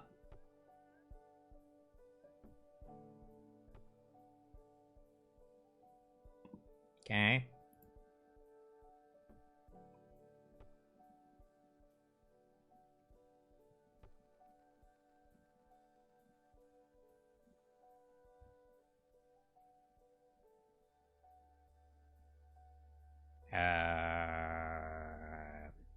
Okay, he's just kind of on the list. Yeah, I don't know. He's probably an NB, but what?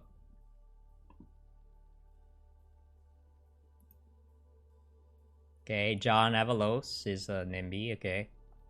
Cool.